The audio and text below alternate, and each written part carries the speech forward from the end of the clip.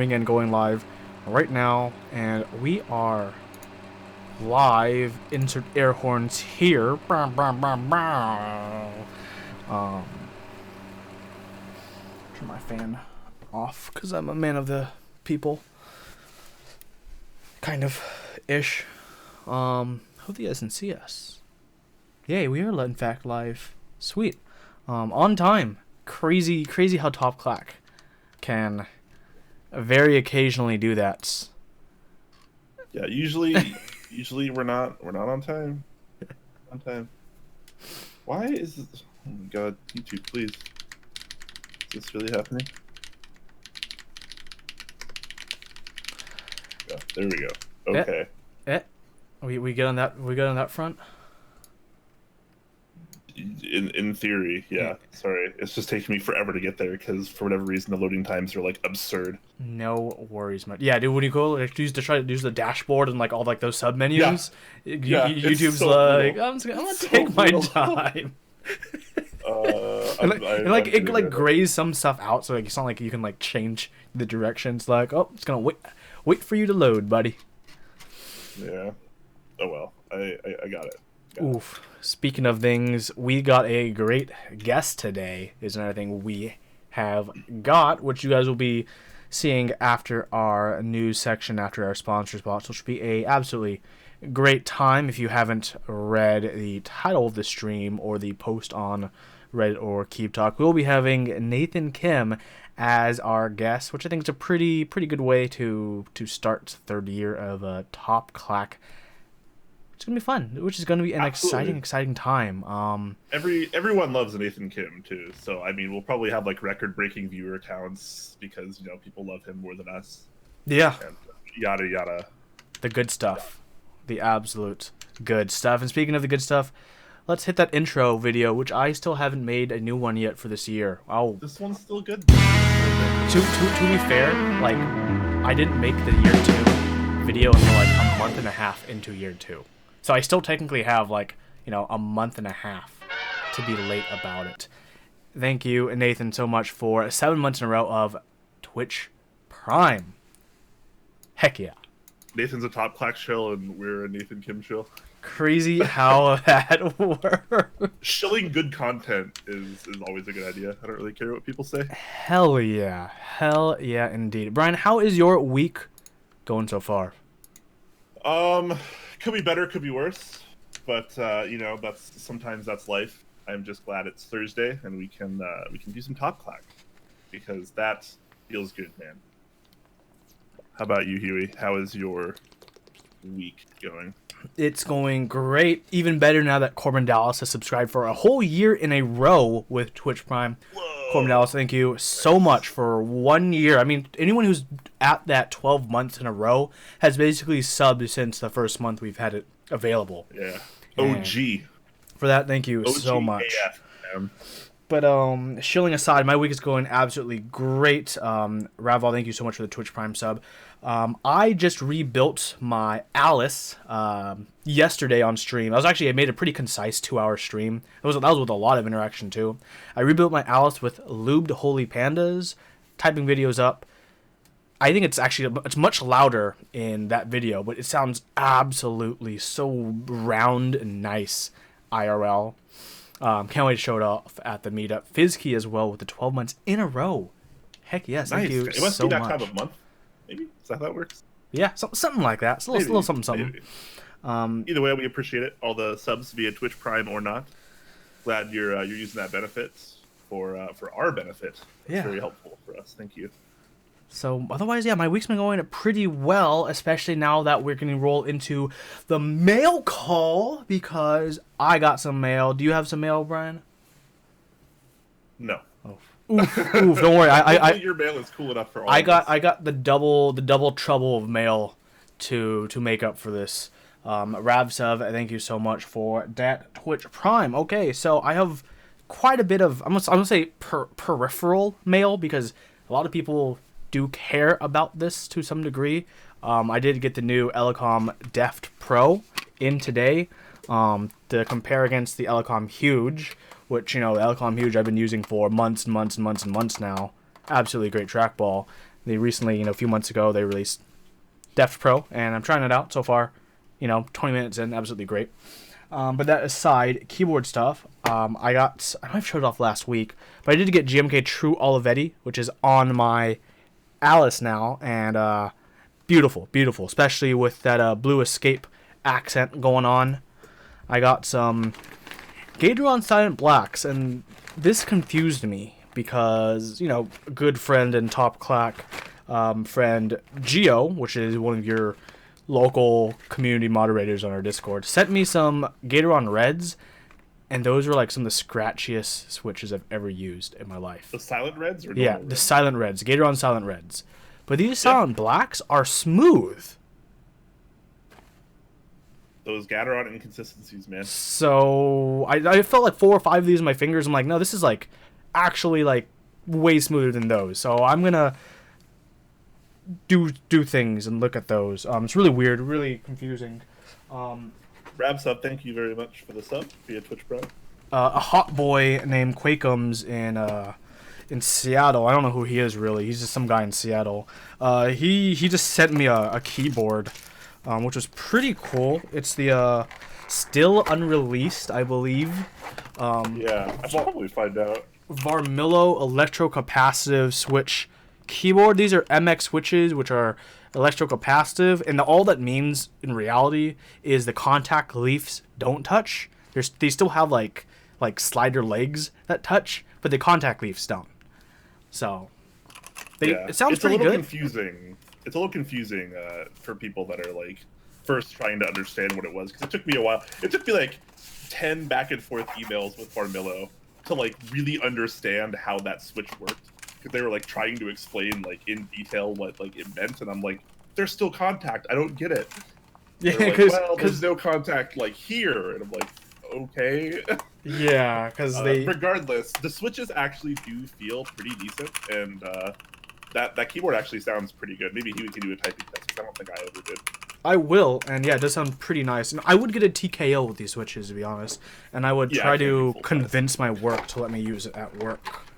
Heck yeah. I think it'd be the really caps cool. are actually pretty nice too. Yeah, I got some CMYK, and he got some of that. It's basically like they basically stole Slate. Sorry, Heine. But they basically did Slate with CMYK. But the alpha keys are white. Yeah. So anyways, that's my mail. Also got some. I think I did show it off last week though. The CMYK mods, which I put on my unicorn. So that is pretty awesome possum, which is pretty cool. Maybe I'll turn up Brian a smidge. So he is. I can move the mic a little closer to my mouth too. Perfect. And that's my mail call. I think that's a pretty exciting mail. I'm gonna have a really cool comparison. I'm waiting for Novelties to hear if I can get some more silent black switches, so I compare TTC silent switches, the 2 Gateron silent switch batches I have, and Cherry Silence, stocked on all of them, and then lubed the Huey way for all of them. Give you guys little Switch opinions. Showdown. Silent Switch Showdown. That's what you should call the series. I'm just gonna be the Silent Switch Showdown on which switch, basically. Also, random idea before we transition to the news. Okay, for which switch? I was thinking. Okay, I'm gonna commission to get either. Okay, I want your feedback, Brian, as well as chat's feedback. Okay, either a top Clack embroidered lab coat or a top Clack embroidered like mechanics button up. Ooh, I like the lab coat better, I think. What do you guys think? A button up mechanic shirt with an actual like sewn on patch, or the lab coat. On the lab coat. Because for some of the which stuff, I'm gonna start incorporating some A-roll, because people have told me they want like more of my opinions on the switches, as opposed to like just how the numbers play out and what they mean under your fingers, which I'm really happy to give. So I feel like if I'm gonna give my opinion, PK is gonna want to see my face for that connection of my opinions. Right. I think you should probably just get both, because there's probably gonna come a time where you need each one of them. That's because I was thinking for build streams or build videos where it's not a stream but it's a build video, and I'm doing A-roll shots. It could be the mechanics, and when I'm doing more keyboard science style videos, it'd be a lab coat. For sure. Easy Walker Stop, thank you for the Twitch Prime sub. Keep up the keyboard, Science nice, Walker. Nice too. Thank you Yeah, so much. We should get that guy a lab coat too. Oof. Pretty good idea. Pretty good idea. Yeah. But yeah, let me know, especially in the Q&A later, what you guys think. Maybe we'll put a straw poll later for lab coat v mechanic button up. Okay. But we'll get to that. We'll get to that in a bit because right now we have a lot of news to get to today. So let's get into the news today, which I didn't even actually prepare my screen properly, so don't put that link just yet because I don't have it on stream yet. Blah, blah, blah, blah, blah, blah. Let's go back here. Let's do this, and then let me just click on the correct tab of the Chrome when it decides to. Yeah, right. Oof. It's okay. This is like Top Clack circa 2016, though. Right. People miss that. Don't worry. Oof. Yeah. Okay. Let's start off with keycap news, per the norm, and today we're freshening things up.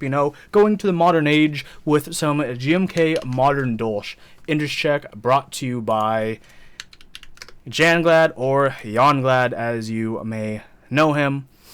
He put this up some time ago, but I want to cover this because he has a lot more cool information. I feel like we already did cover this, actually, now that I think about it. Did we? I think we might have. I honestly don't know. I honestly don't know either. Left from last week? I think this might have been left from last week, to be honest. Okay. But everyone should check this out. Everyone should check it out. Yeah. Yeah, we did cover this from last week. It's not an IC anymore. It's actually in Group I. That's why I brought it up. It's Group I. That's why. We have the wrong link. I have the wrong link. This is Group I. That's why. Okay. Let me try to quickly correct that while you talk about it. Yeah, so GMK Modern Dolch, no longer in Intercheck, which we did cover. It is now in the Group Buy stage, which you should check out. I'm going to check it out because I think Dolch is great, and this is just a different take on Dolch, which I like. Most takes on Dolch is like, Sky Dolch or Yolch, where you just take the normal Dolch as is, and then you do a color swap somewhere usually involving the alphas. This is still a little more of a creative take on that. It's not just like one simple color swap. It's taking the idea of the set and moving it. I have no idea where like I can't find it on Geekhack, and he didn't make a group I post on Kpop either. Feels bad, man. It's on. I got. It's on Dixie. Oh, that's right. Yeah, I should have just gone there. I knew that.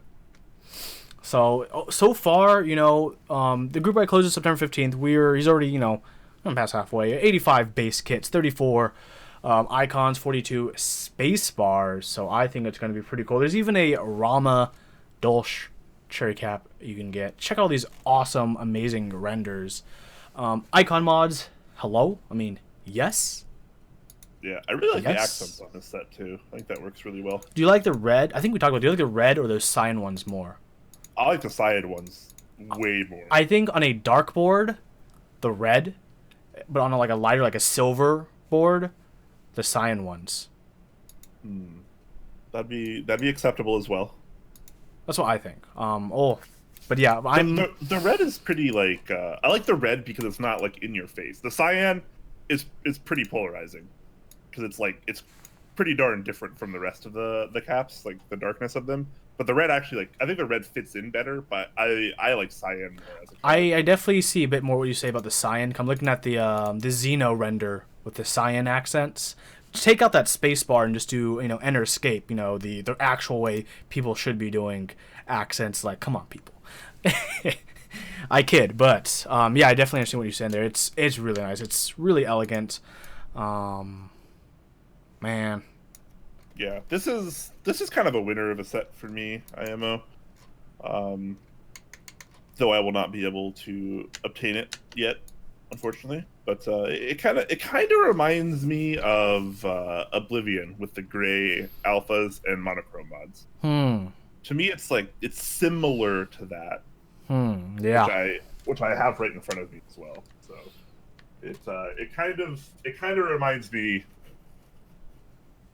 of that. Thank you, Zonda, for the tier 1 sub. My bad, guys. I was actually wrong. It's not halfway. I thought it was 150 MOQ. It's different colors. It's 250 MOQ. We're at 85, but we still have 16 more days.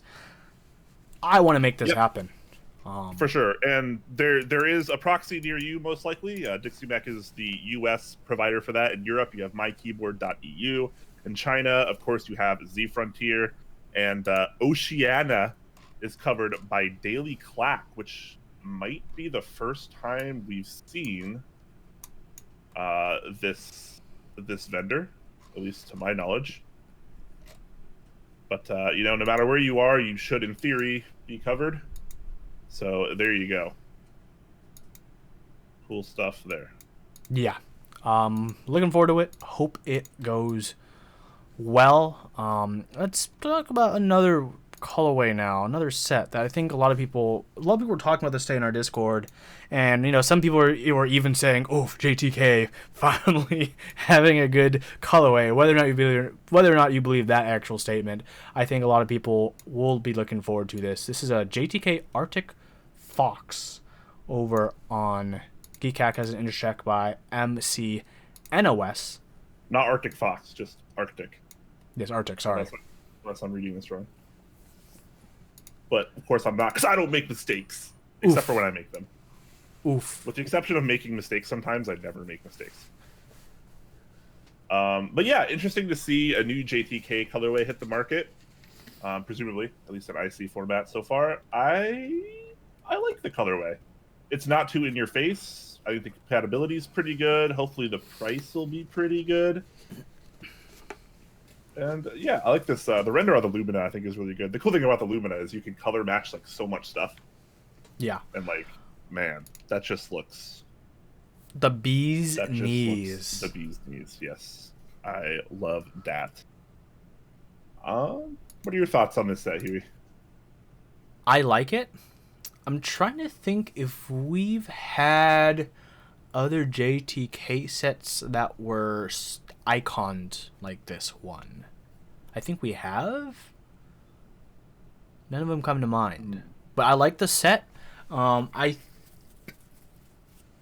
think it's definitely, in my opinion, inspired a bit by Hydro, but I think it in the right way, without actually being Hydro, because it's Arctic. I like it. Honestly, no, I like it. I really do like it. Would I get it? $90 at most, I'd get it. It probably wouldn't. Well, probably would be like 95. That was going to be like the price range I was expecting. I was probably around 100 for this compatibility. Would be my guess. Yeah, but not too bad. If they're gonna add something, 65/75% compatibility with that row 2 page up, row 3 page down, row 4 end is what I would ask for. Wait, do they have it? Oh, they do have it. Okay, I'm blind. Yeah, I was about to say, what are you talking about? Hold on. They do have Mabi. So it's all good. It's all good. Because usually for GMK renders, they actually have that on the side, like under where the arrows are, because they like segment things by compatibilities. So I like it. I hope it goes well. I'm definitely curious about what the price is going to be. I wonder who's going to host it. That's a really good question. That's a very good question indeed.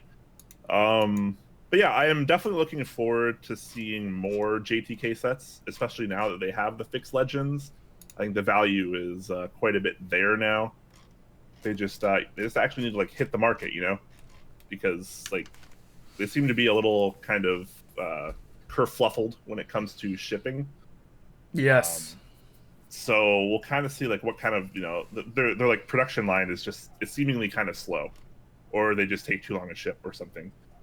But they haven't really hit their stride yet. It's because the only sets they've really done so far are just the ones commissioned by ControlAlt.io or whatever, right? Just like the JTK sophomore and whatever. I mean, they've also done JTK debut, Photo Studio. They've also done that other one that is escaping my mind recently that I wanted. That was like a very light cyan blue. Oh, Aqua. Yeah. So we'll have to pay more attention to this once it hits group buy. Yeah. It's expecting to run the group buy in a couple of weeks, as per this thread. So we'll pay attention to this once that launches, and then we'll be able to get some more information on things like price and where you can get it. Yes, and speaking of sets, or maybe even concepts, not hitting the stride just yet in the market. KAM. Come on, Creative. We got this awesome interest check for a KAM set. It's the KAM Wraith set by Beep, who I believe also did the ice cream DSA Sunday. Milkshake. Right? Yes, sweets and things. I'm all in for this. This is a really cool. When I saw this earlier before the show, I was like, yes, this is a win for like lots of reasons. I think it looks amazing. The theme is great. It's classic, and it's going to use KAM. Hopefully, he says it might be KAM or XDA, but like everyone in the comments is pushing KAM, like pretty hard. So, hopefully we'll get the KAM version of this, and that would be pretty awesome. Because I think we need some more KAM and Cat on the market. I'm using Cat right now. Awesome. I really, really, really enjoy it. I honestly do. And though I probably won't like KAM quite as much, I still think I'll like KAM more than XDA. It's pretty easy. Yeah. So my only worry is what we talked about earlier. The creator, the designer, considering running it on XDA. Sometimes I fear, he's like, well, I could just run it on XDA first, so it'll run first, and then I can just do KAM sometime down the line. I hope he doesn't go that route. To be perfectly honest, I would wait and for the KAM and just have a big KAM run, as opposed to like split people who want the set but could only get it once. Throwing it up there, buddy. Hope you watch this at some point and be like, yeah, Huey, maybe I will wait for just the KAM. So a couple of people in chat are actually not familiar with what KAM is. So KAM is basically KAM is a flat profile. It's the flat version of let me try to show it off a little bit here, of Cat. This is Cat for you guys that might not be aware. So there's a bit of a mild sculpt there. It's definitely not completely flat. It has a little bit of sculpt going on, but it's kind of like a cherry profile inspired mid pro kind of keycap set. It's not as tall as something like SA. But it is a little bit taller than something like Cherry. But the sculpt is very, very friendly, very mild, kind of similar to Cherry. And that's kind of why it's like a hybrid. And the KAM is the flat version of this Cat. So, yeah. So it's something we haven't really seen much on the market. But hopefully we will see more of.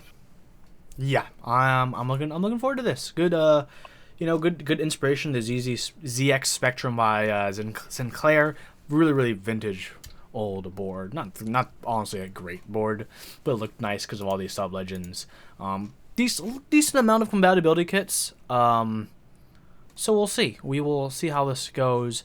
If this runs, you can definitely count me on alphas, modifiers, and specialties for those extra keycaps I need. Those add-ons are pretty nice with that Spacebar with that little stripe going on. I think it's pretty good. I really want to get this for my Prionic. I think this would make a great ortho set. Mm-hmm. So check out the interest check when you get a chance.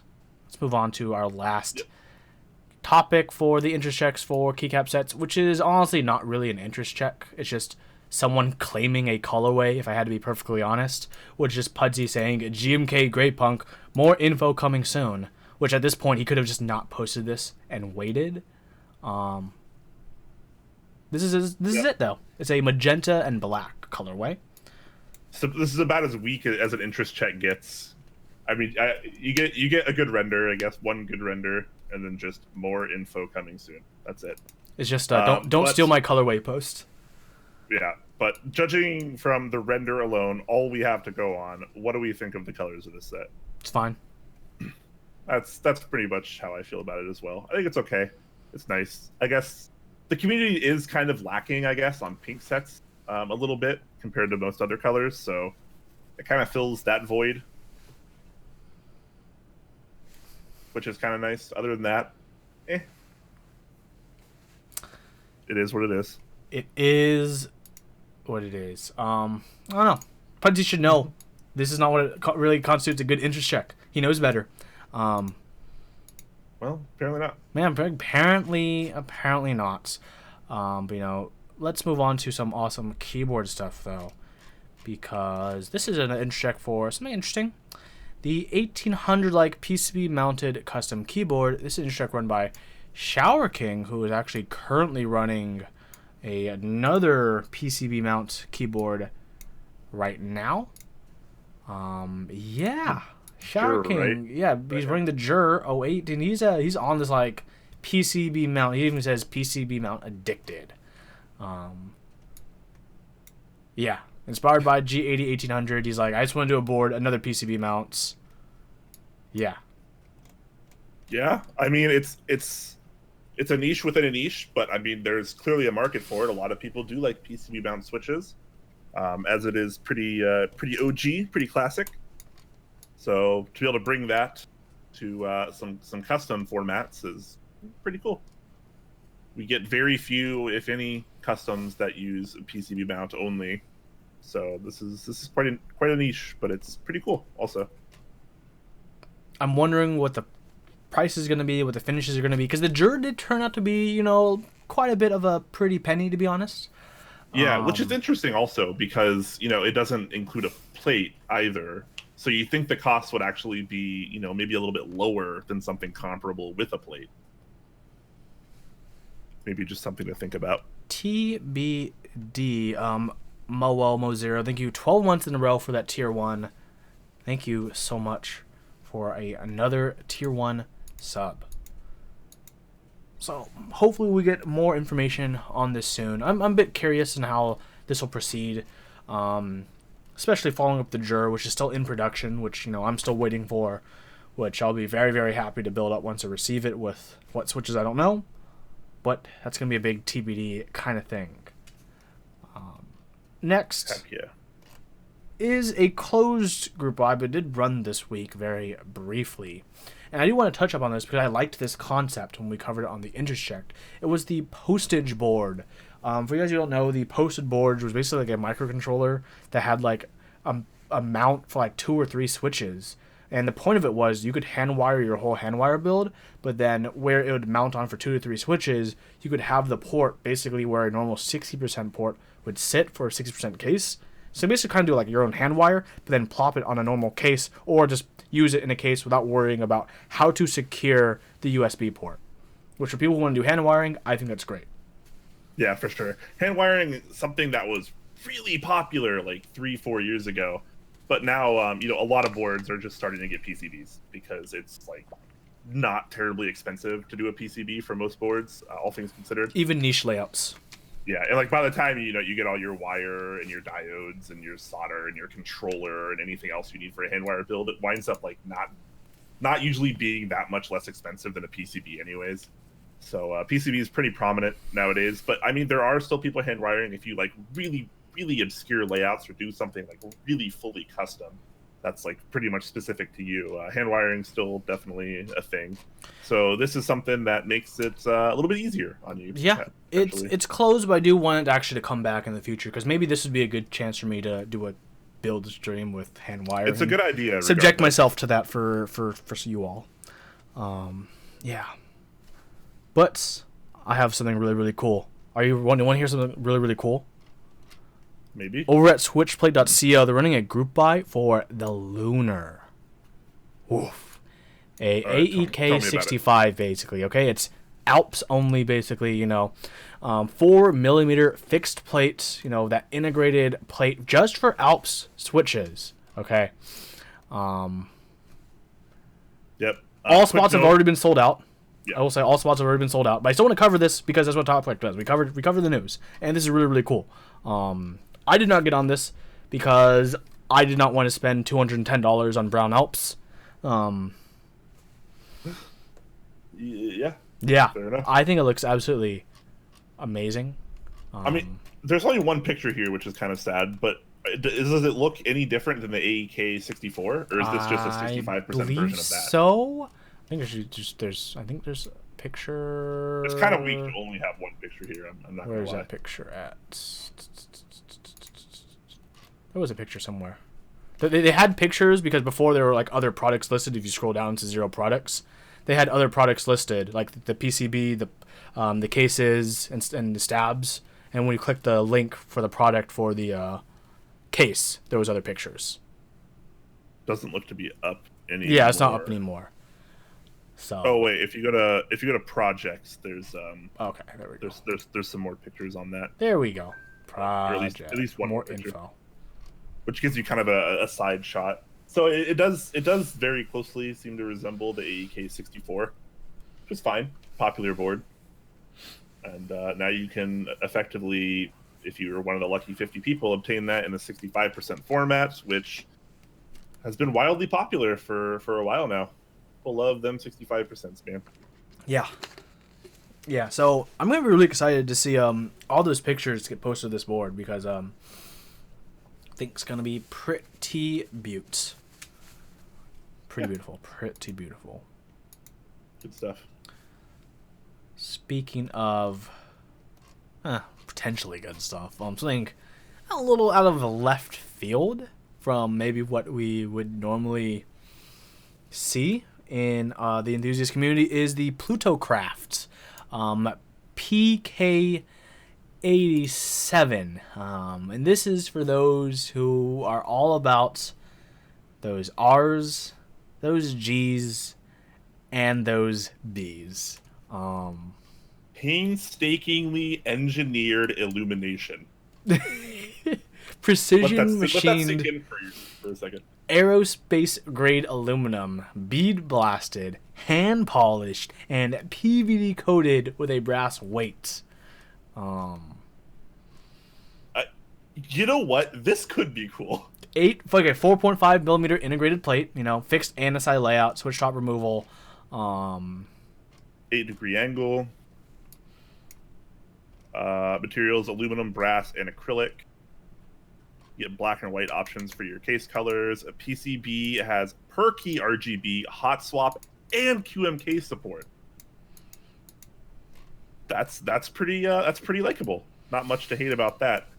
I can't seem to find anything like even remotely related to a price. Unfortunately, just an interest check right now. So basically, yeah, he built a site to show this off, and that site is effectively an interest check. It looks like it could be interesting, especially if you're big on the R's, G's, and B's. I mean, the PCB looks pretty promising. You have per key RGB, QMK support, not too shabby there, as well as the hot swap. I don't know, man. This could be a thing. Yeah. What do you guys in chat think? Is this interesting? Is this a winner? They are saying it probably needs its own PSU. Yeah. Gold rated 850 watt. Yeah, for me, this honestly isn't the kind of thing for me, but okay, have you been doing IKEA sometime in the last lifetime? Yes. So those white kitchen stools that they have where like the back is just very slightly slanted. It's like a really retro modern future retro look. Okay. It's like a bar stool, but it's like just white and it's like a small little lip in the back. That's it. I feel like that goes with this style if you chose the white case.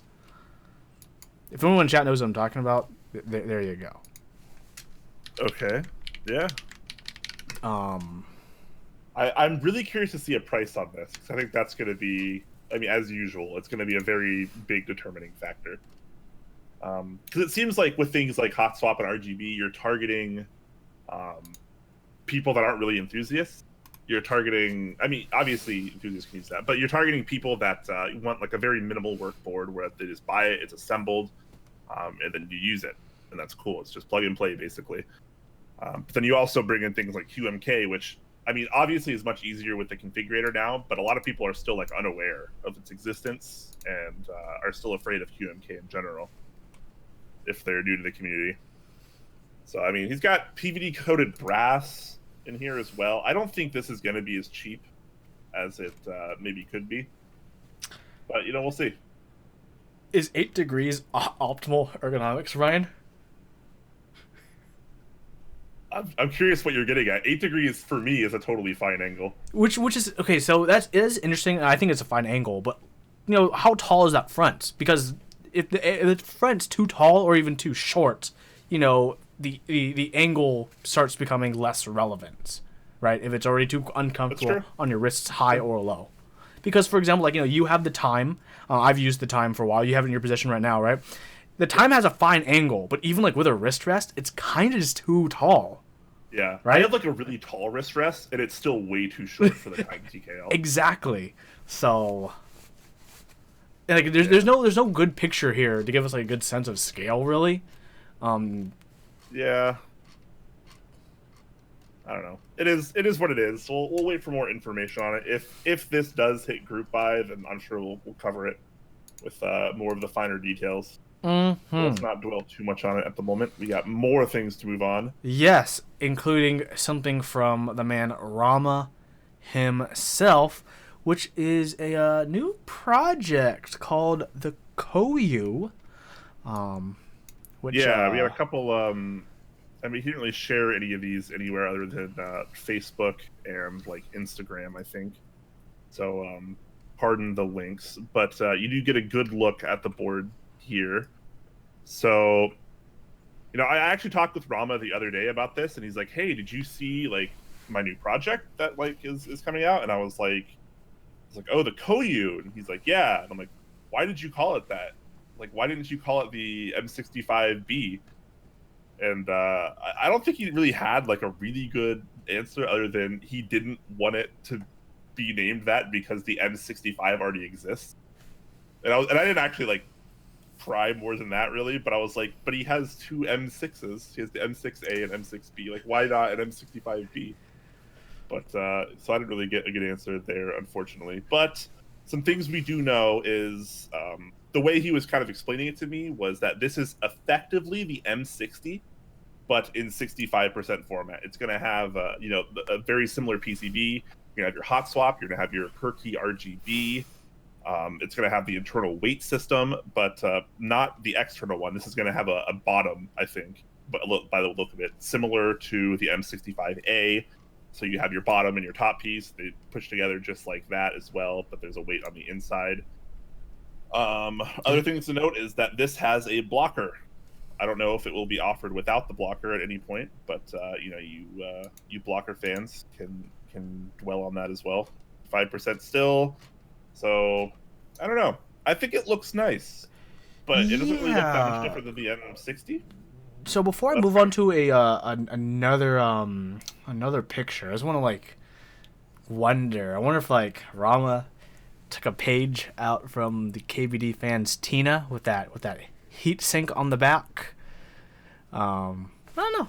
That's the kind of, when I saw that, I'm like, huh. It's like if Rama put his badge on the Tina on the back of it. Just fun little coincidence. But I think it actually looks nice. I'm really loving the blocker.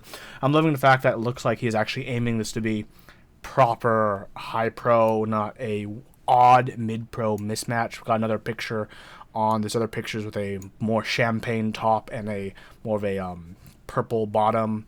The nice long feet again, which big fan of those. Love that. Want to keep seeing that. Love that. Yes, internal weight, which is really cool. But yeah, no, describing it as the 65 version of the M60, I think it's a pretty good way to do it. Yeah, and a couple other notes. Koyu is Turkish for dark. Just dark. Just throw that out there. Maybe that explains the back. It's the edgiest board that Rama has made with all those edges. Yeah, I'm not really sure. I think it looks good, though.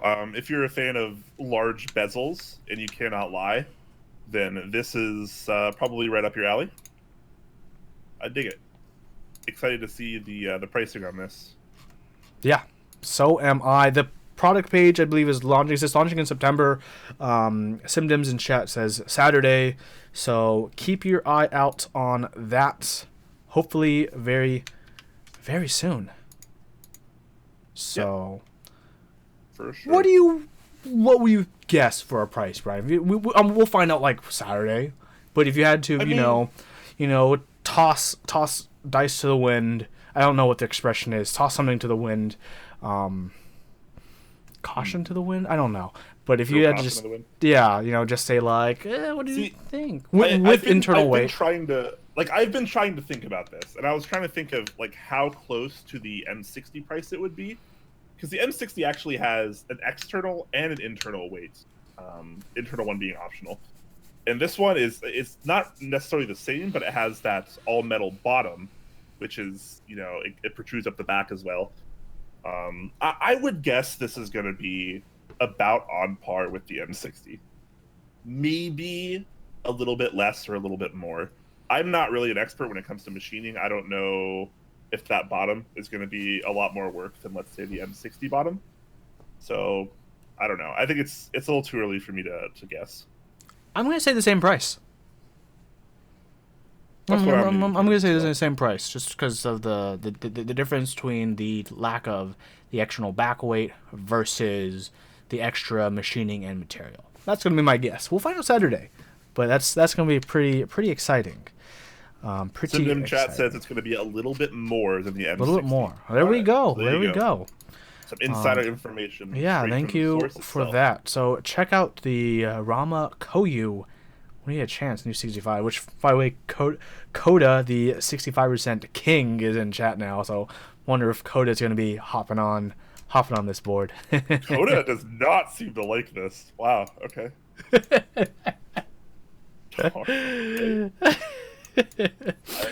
Let's move on to our next board, which throughout this last week has been shipping out and has been met with varied reception from a varied amount of people. And this is the Tokyo 60 version 2, not round 2, but version 2. Yep. $230 is going to get you the Tokyo 60 in different colors this time. We've got an ink, Akira red, silver, and black. I like the ink color. I'll say that much. Man, this keyboard has definitely been met with a lot of good and a lot of bad this last week, for better or worse. Yeah, like for reference, guys, a lot of the people that have been maybe a little bit upset with the Tokyo 60, I think their primary concern is the gap between the edge of the inside of like the bezel versus where the keycaps are. So like there's a little gap between the keycaps and the edge of the keyboard. And I think most people are of the mind that the thinner that gap is, like the tighter the tolerance is, the better the product looks. And I more or less agree with that. In previous pictures and prototypes of the Tokyo 60, the gap was relatively thin. It looked pretty good. And I think for the actual V1 production models, they added 1 millimeter of space. Yes, there. So that is actually... So I understand if that was like, this is the original intention, but it wasn't. So here's my big beef about this, Alvin, Tokyo Coffee Nerd, says, I designed it with 1 millimeter gap. Fine, that's completely fine. Yanbo, during production, said, we are not changing it at all. Okay. Great, you're not changing Alvin's original design. It ships out. People take pictures. He's like, oh, we added 1.5 millimeters. Oh, we added 0.5 millimeters to make it 1.5. And suddenly everyone's like, but you said you didn't change it? That's kind of like my thing, is like, why was that miscommunication there? Because that now creates this unfortunate atmosphere between like, why didn't you at least tell us it was going to change? I think it would have actually been received much more reasonably than it is now if they were open about that change, because they didn't make that change.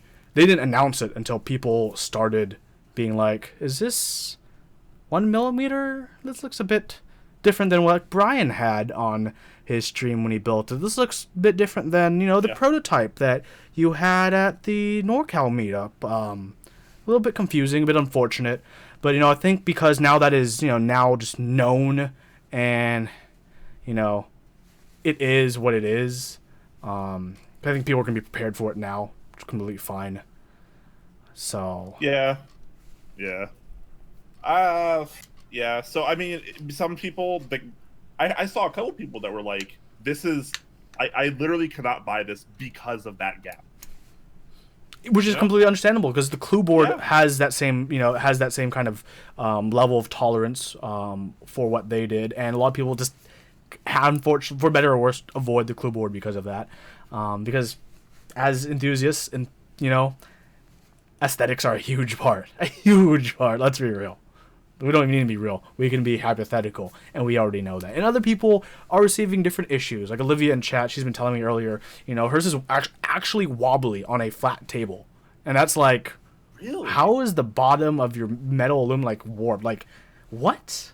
So That's pretty so unacceptable, different yeah. people may be having different issues.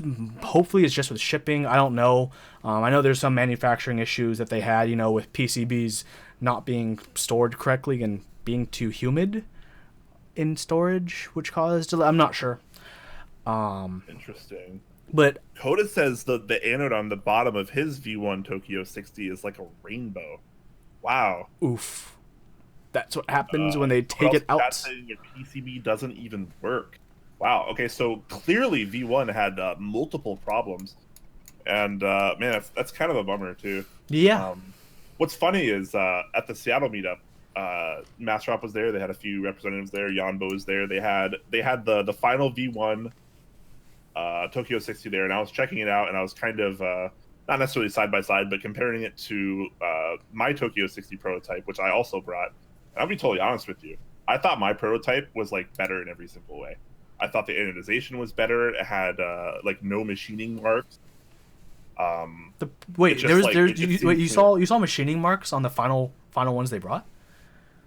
Machining marks, as in like what are they, like milling marks, like around the top bezel? Yeah.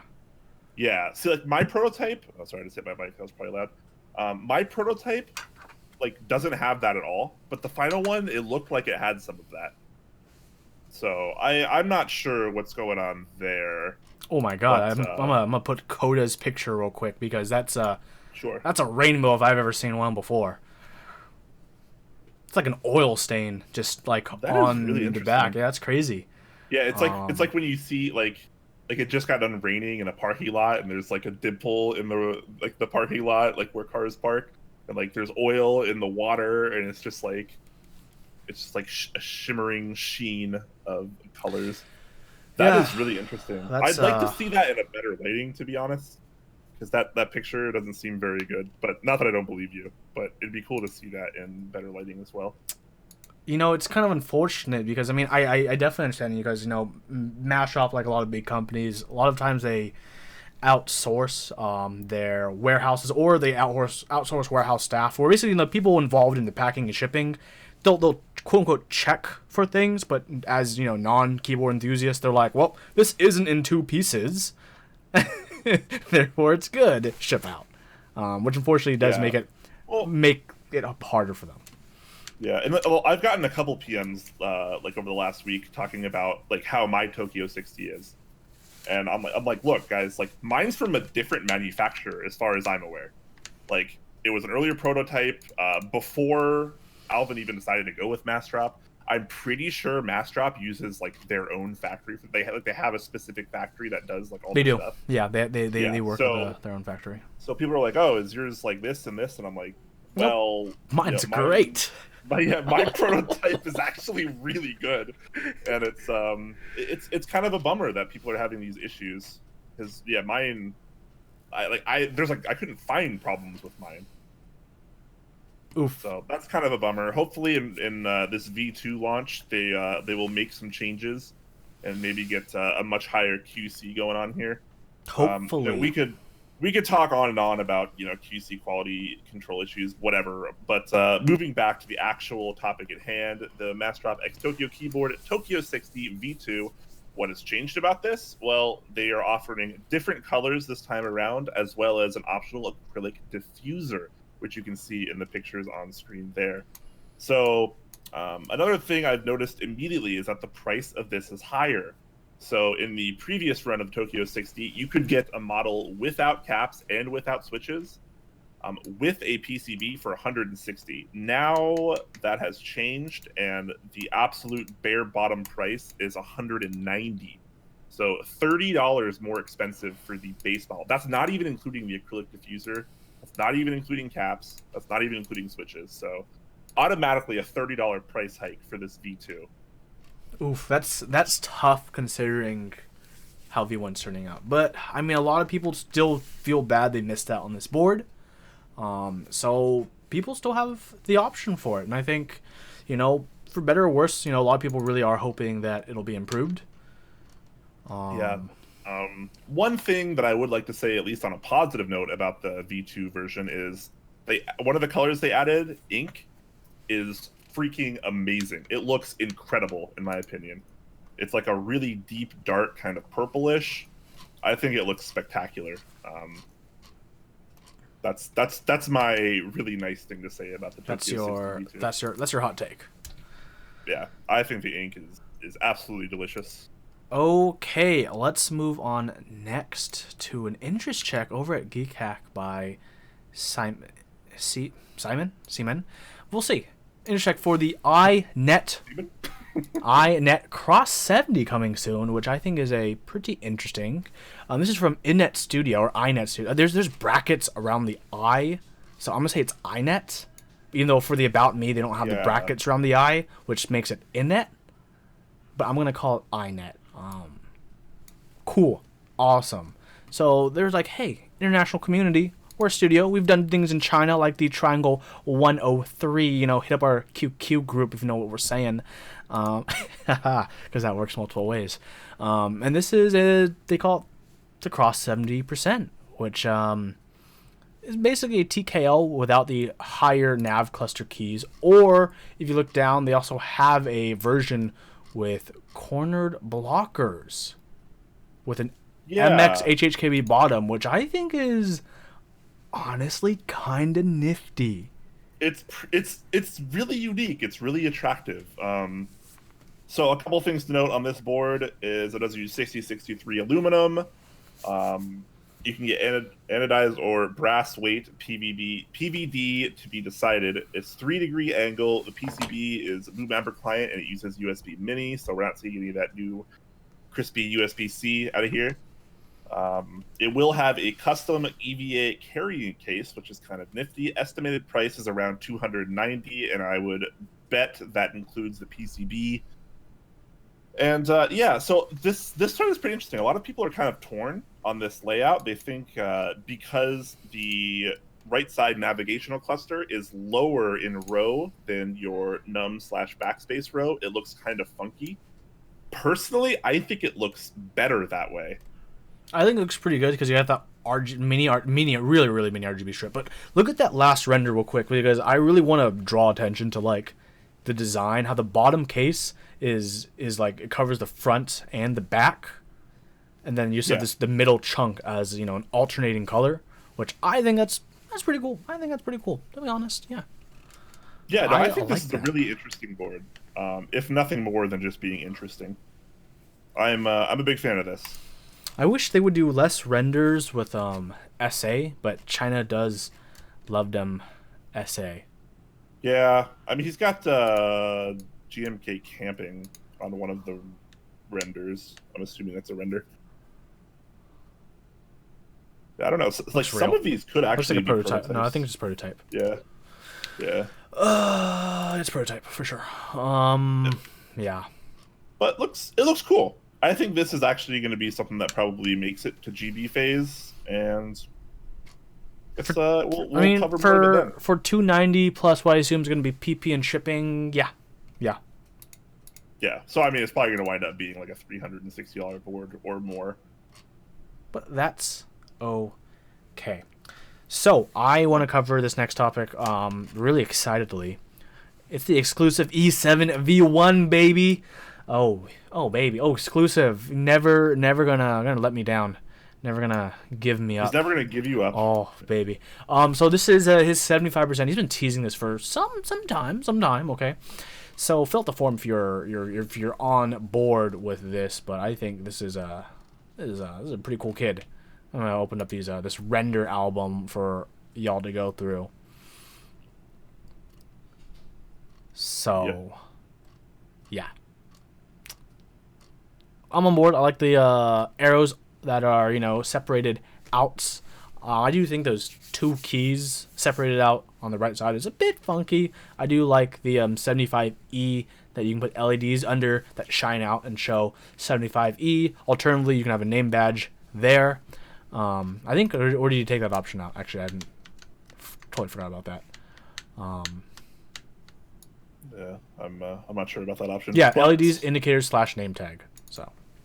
Yeah, a lot of cool things going on here. If I weren't holding out for the Zeno, I think I would definitely partake in this because this is fantastic IMO. Once again, 6063 aluminum. You got a 5-degree angle, LED indicators / name tag, so maybe you still can get that name tag option. You can get his normal array of brass, polycarbonate, or aluminum plates. Pretty standard stuff there. Weight is only in brass, PVD / sandblasted. Colors available will be gray, dark blue, dark green, dark purple, and black, as well as a micro arc oxidation white by the looks of it. $350 for an aluminum kit. When he reaches 100 orders, he'll close the link. So 100 MOQ / max OQ. Or $777 if you want that full brass, baby. That Founders Edition, yep. Just like he did with the E6 V2, he gave an option for the full brass, which is pretty nuts. But yeah, if you're just making money left and right and you just can't spend it fast enough, then maybe the full brass version is for you. Yeah. Anyways, the group buy opens today, closes on September 10th, so only about 10 days. That's actually pretty short for a time frame for a group buy. He's estimating an early November ship date. He was pretty darn accurate on his last E6 V-Run ship date, so that's probably well within the range of comfortability for him. So yeah, this is nice. I would definitely suggest jumping on this group buy if this is right up your alley. Definitely support exclusive. He does cool stuff. Yeah, I'm I hate you. No, actually, no. What you say though about the waiting for the Xeno is actually, I think, for a lot of people, going to be kind of like one of those really, really big things that people are really considering with this keyboard. Do I hop on this E7, which is limited to 100, and or the 8 Founders Edition, of course. Which, by the way, why not 7 Founders Edition when it's 777 for the price? Come on, my dude. Next level sales right there. Are you trying to guilt someone out of their Founders Edition spot? No, it's not. Not all the spots are taken yet, so it's not like I had to fight for a spot. So, oof. I mean, so you said you were gonna wait on the Xeno. I'm guessing you're pretty solid on that, right? I've been supporting the Xeno for a while. Yeah. I want to get one of those. Yeah. But this I would definitely get this if like the Xeno weren't gonna be a thing. This is a really nice option. I like the segregated arrow keys, and I actually like all the odd 2-key clusters in the top right as well. This is good stuff, man. Yeah, so it's definitely a hard decision because I know a lot of people have been following my misadventures through 75SQ, which is now rip in Reese's Pieces because Liku. That's literally why. So I'm on the hunt for a 75% that's not my Gone MX Mini, which is once again unbuilt behind me for the umpteenth time. I really am really torn if I'd want to get, this, or if I'd want to go with the Xeno. Because honestly, I wouldn't get both. Kind of like you, where it's kind of hard to really justify getting both, unless you're just really into the idea of 75%, which I don't think is as prevalent as compared to people into 65, 60s, or TKLs. I feel like it's like the black sheep of enthusiast sizing, for better or worse. So. Agreed. Yeah. So check us out when you get a chance. Group buy is going on now. Get on it if you're interested before they all sell out. Exclusive has been pretty good on his timelines, so check it out. And that's all we have for the keyboard group buys and checks. But we have some more little some small news, just small links for you guys to check out. We'll rush along here. I know you guys want to see Mr. Kim on the screen, which we'll get to very, very shortly. Which is next up. I have the the official post for the Bay Area Mechanical Keyboard Meetup, November 10th, 2018. I should rename it, because last year I called it the Bay Area Mechanical Fall Keyboard Meetup, so it'd be the Banff Meetup. Right?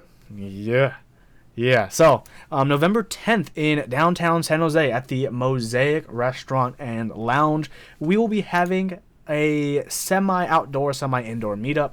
Hope you guys can come. If you guys are interested in attending, feel free to let me know by filling out the appropriate form. If you're interested in being a sponsor, vendor, or volunteer, likewise as well. So far, it's sponsored by Input Club and Kono. I need to send some more emails out because there's quite a few more people who are interested in sponsoring and vendoring at the meetup as well. I hope you guys can attend if you're in the area or if you're flying into the area. I'll be there. Brian will be there. I should be there as well. Gio will be there. Our guest today, Sir Nathan Kim, will be there. Yeah, he will be there. So that's going to be really cool. Check out the post when you get a chance. Another quick update. So recently, you guys might have known, I'm getting my Fjell powder coated. Quick update, real quick. Just check out this link if you guys just want to see some of these pics. Not the best of lighting. It still needs to be blasted with media one more time, and then be retreated at least one more time. So it's gonna be pretty good. I'm gonna put GMK camping on this. I'm pretty confident because the way that green's coming out, yeah. So I will. Alex is saying it should be in my hands for me to show off on stream next episode, which is gonna be the plan. Thank you so much, Alex. Yeah.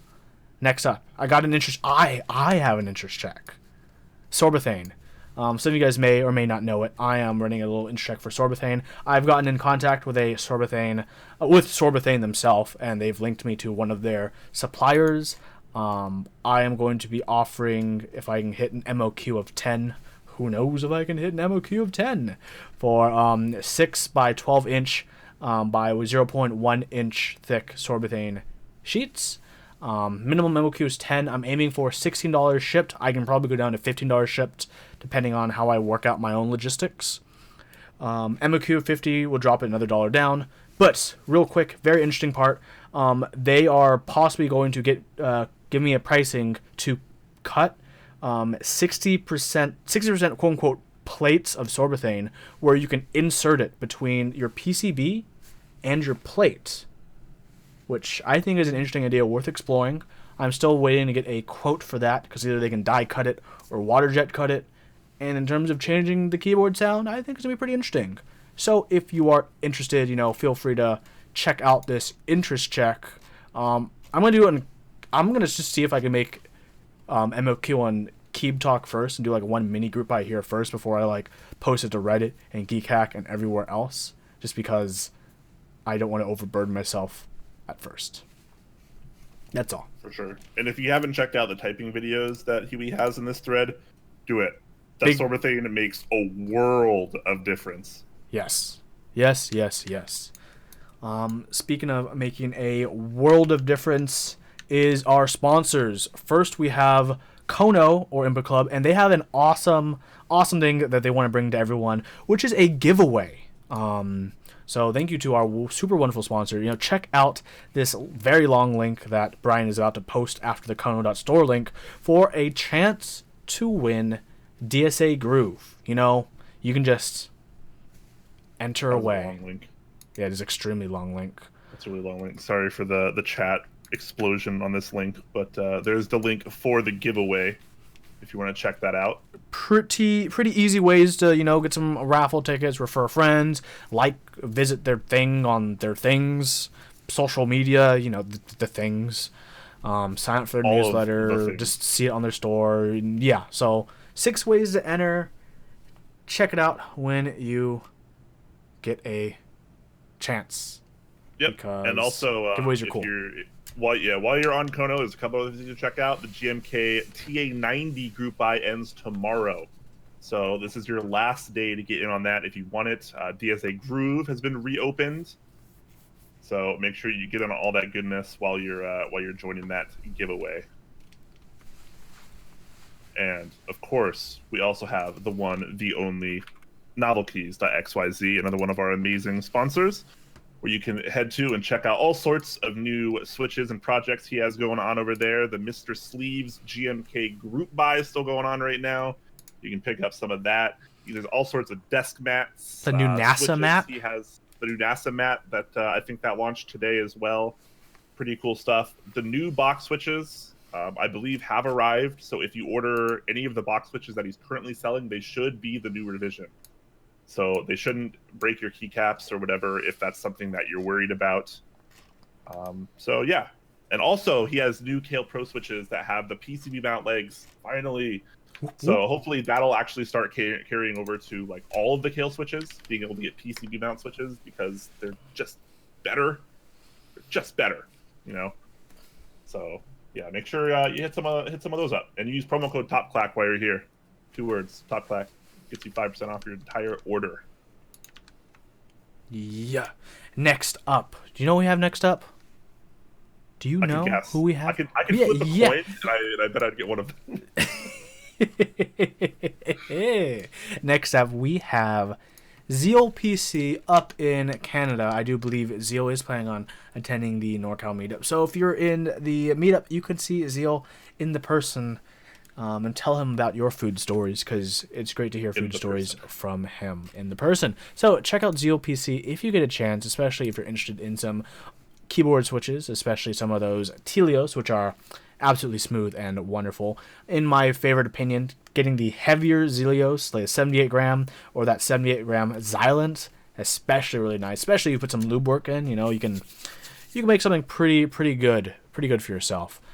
Stabilizers. I used the stabilizers to build Olivia's Exents recently. Really fun. Been great. I want to see if I can get like bulk Huey pricing. If you guys don't know, like when Brian and I buy stabilizers, we buy stabilizers.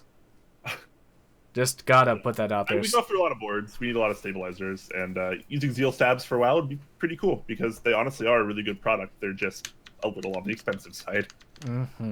Sweaty Yeti, thank you so much for those bits. So check out all those awesome things at Zephyr group buy still open for right now too, and he does have that sweet dark eggplant purple color. So get it on that, because that color is divine. So I can't wait to cover this. Okay, so East has the beast known as Z Frontier, who is also right now running the Sazabi. Hold on, I need to show you guys this Sazbazi. It's a 64 scaled artisan key for the big switch.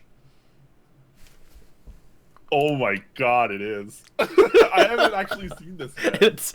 It's an artisan for the big switch. So check that out when you get this is insane. Chance. Thank you for making this happen. Thank you. It comes with the base too, right? Like to put your switch in, yeah. I imagine. Yeah. And it comes with a big switch, so it's a combo. Man, I'm not gonna lie, that is expensive. $230. Presumably that's with free shipping. But yeah, that detail is really sweet, honestly.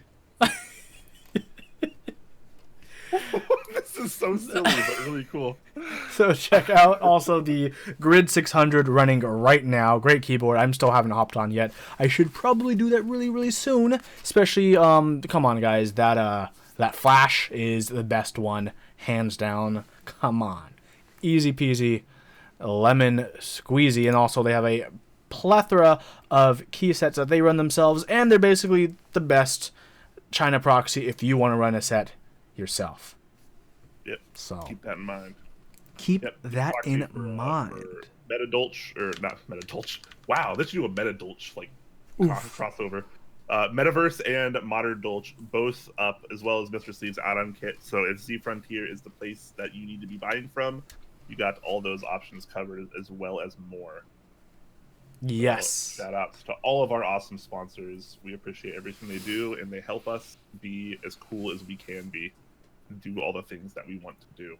Speaking of doing things that we want to do, let's bring on the man, the myth, the legend himself. The legend himself. Okay, let me go on to the insert transition here screen, because we've been doing this for 2 years and I still don't have a green room screen because, you know. Because you know. I'm gonna get this man in the Discord. He is in the Discord. We are dialing Mr. Nathan come up. Okay, you guys can probably hear him now. Very soon, you guys will be able to see him. Nice. Right now, welcome to the show, Nathan Kim. How are you doing today? I'm doing great. Glad to finally be on the show. It's not that cool of an honor, don't worry. But we definitely appreciate having you here. For those of you who might not know who Nathan Kim is, why don't you give us a little brief rundown of who you are, even though I'm sure everyone knows you by now. You're like the Brad Pitt of keyboards right now. A quick rundown. I'm first and foremost, a mechanical keyboard enthusiast like everyone in the hobby probably. I started uploading YouTube videos this year in January, I think. And yeah, just kind of what I've been doing so far. I guess people have been liking those kinds of videos, so yeah, just been continuing. All right, so what's it been like to see this insanely quick rising success on your YouTube channel, as well as you just started branching into Twitch streaming as well? So yeah, I did. What's all this been like for you? It's definitely interesting. It's slowly invading into my life. I don't hang out with friends anymore. Pretty much lubing switches or breaking them in or building keyboards on my free time now. My PlayStation back there has been left turned off for like the past 3 months, I think, because just been doing keyboard chores. But yeah, I mean, I wasn't expecting this kind of reception, I guess. My first video that I uploaded, I just kind of did it for fun, just to test out my video capabilities, because that's when I had actually purchased my new camera. But yeah, it's definitely been a fun ride. It's interesting being in this position. Yeah. So what do you actually attribute it to? Like what were the videos like? What actually like put you there? I watched all of your videos pretty much. I know your typing are pretty popular.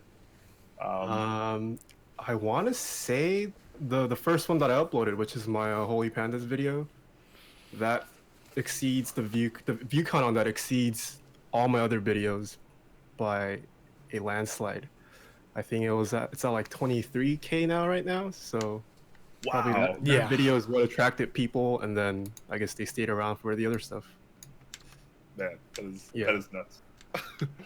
All right, so what kind of things have you been working on recently? I know we got the Mr. Sleeves add-on kit. Why don't you give people a little rundown of like what that is and what the theme was behind that? Oh, I was gonna wear it, but it's too hot today. Yet you're still wearing long sleeves. NorCal lifestyle, buddy. Oof. That's true. I am still wearing sleeves, but it's a lot thinner. So everyone, at first when I started, questioned whether I was wearing 2 different shirts or whatnot. It is one shirt, and this is what I guess. I don't know if it was the videos or my hands or the rings or the sleeves. People ask me a lot about that, but yeah, that is what the Mr. Sleeves add-on kit is based off, the colorway of that. Also, a fun fact, I am actually not that big into pastels. It's just this sweater has become kind of iconic with me, I guess. And people requested that it be run as a set, so here we are. But yeah, that sweater is the inspiration for the Mr. Sleeves add-on kit. Okay, right on. So, do you have any kind of like aspirations to actually design like a full key set? Maybe based around the Ooh, sleeves, maybe not. I don't know. I'm not sure. I mean, even just doing this add-on kit, I can now see why some people, you know, tell others to be cautious of when you're running group buy. It's a lot of work. A lot of work, a lot of time, a lot of stress. So yeah, we'll see. Fair enough. Yeah. So, like, what is the future of Nathan Kim now entail? Now that you're, the community's most popular YouTuber. I'm kind of memeing here, guys. The future of Nathan Kim. So I would like to do more review stuff. I think still as of now, the only review video I have is of the salamander, but it just takes so much time. I mean, I'm sure like since Huey and you guys both make videos as well. Like the final product that a lot of people see, even though it might be like a 5 or 10 minute video, it took hours, maybe even days in the works to make. And we also all work full time, so doing things on the side, on top of, you know, all the Twitch streams that we do, you know, managing your Discord server and whatnot, keeping up with all the news, it's a lot of work. But yeah, I mean, I would like to definitely branch out and into other areas like reviews. I would also like to start an interview series, especially since there are a lot of, you know, well-known figures in the NorCal area, at least. You know, there's like Norbar, Andrew, Input Club. There's a lot of people around here. So that's definitely something I'm looking into as well. Ooh, competition. I like it. I don't like it. I don't like it. Yeah, I mean, Mech Merlin started it though, I think. Yeah. Did he really? Yeah, he has one with Atari Zero. And my Chokon did interviewed Alvin too. Alvin, Tokyo. Alvin. Oh, yeah, I guess Chokon did it first too. Yeah. Fair enough. But hey, more people in different regions means more people can interview other people, which I think is great. Yeah, especially like live interviews are kind of cool too, right? Because like we don't really get the chance to do that ever. Well, I mean, this is a live interview. Actually, I mean, live like in person. In person. Like, oh, okay, yeah, in person. Actually, I will give everyone a fun fact that no one will ever see the light of day of. There is actually a 30-minute drunk interview between me, Hata, and Andrew that I have archived. It's never gonna see the light of day. It was a great interview. Why not? Why would you tell people that if you're not gonna? But that actually exists though. I did actually a 30-minute interview with them when all three of us destroyed one bottle of whiskey. One bottle of whiskey is not very much for 3 people. No, it's not. But it was still a fun time. I was like maybe this November. Maybe next weekend. We're gonna do next weekend. Okay. Are we doing Soju bombs? Or whatever. Oh man. So Nathan, I do definitely want to, you know, I have my own questions for you guys. You know, you're a very avid and very skilled video creator. Do you have anything that, you know, that you would want to say to, you know, maybe newer people in the community who also want to produce content? Because, you know, in our community there seems to be, you know, people always talk about, you know, supply and demand for this and that, but there's always a greater demand for content than us, you, Chokon, anyone basically can provide at the moment. And, you know, I think the community will start moving forward when more and more people are producing more content. Like Walker's been doing a lot of different Switch videos and experimenting for someone. You know, any advice you would give to anyone who just wants to put content out there, for better or worse? Maybe I could teach people how to start with typing tests at first, because I think typing tests are the easiest videos that you know anyone could just kind of film.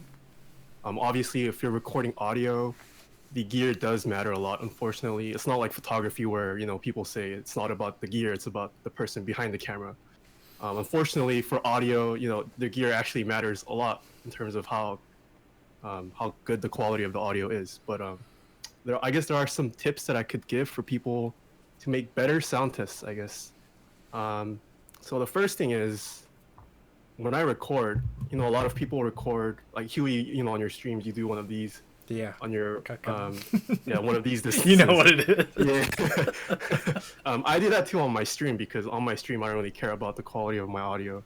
But when I'm doing typing videos, I actually have my mic right here, right next to my ear, because I'm trying to portray how the board sounds when I'm actually using it. So it doesn't. I think it makes more sense to have the mic closer to where your ears would be. That's, I think, one tip. Which does come with its cons though. If your mic isn't strong enough, maybe it might not pick up the noise as well from back here.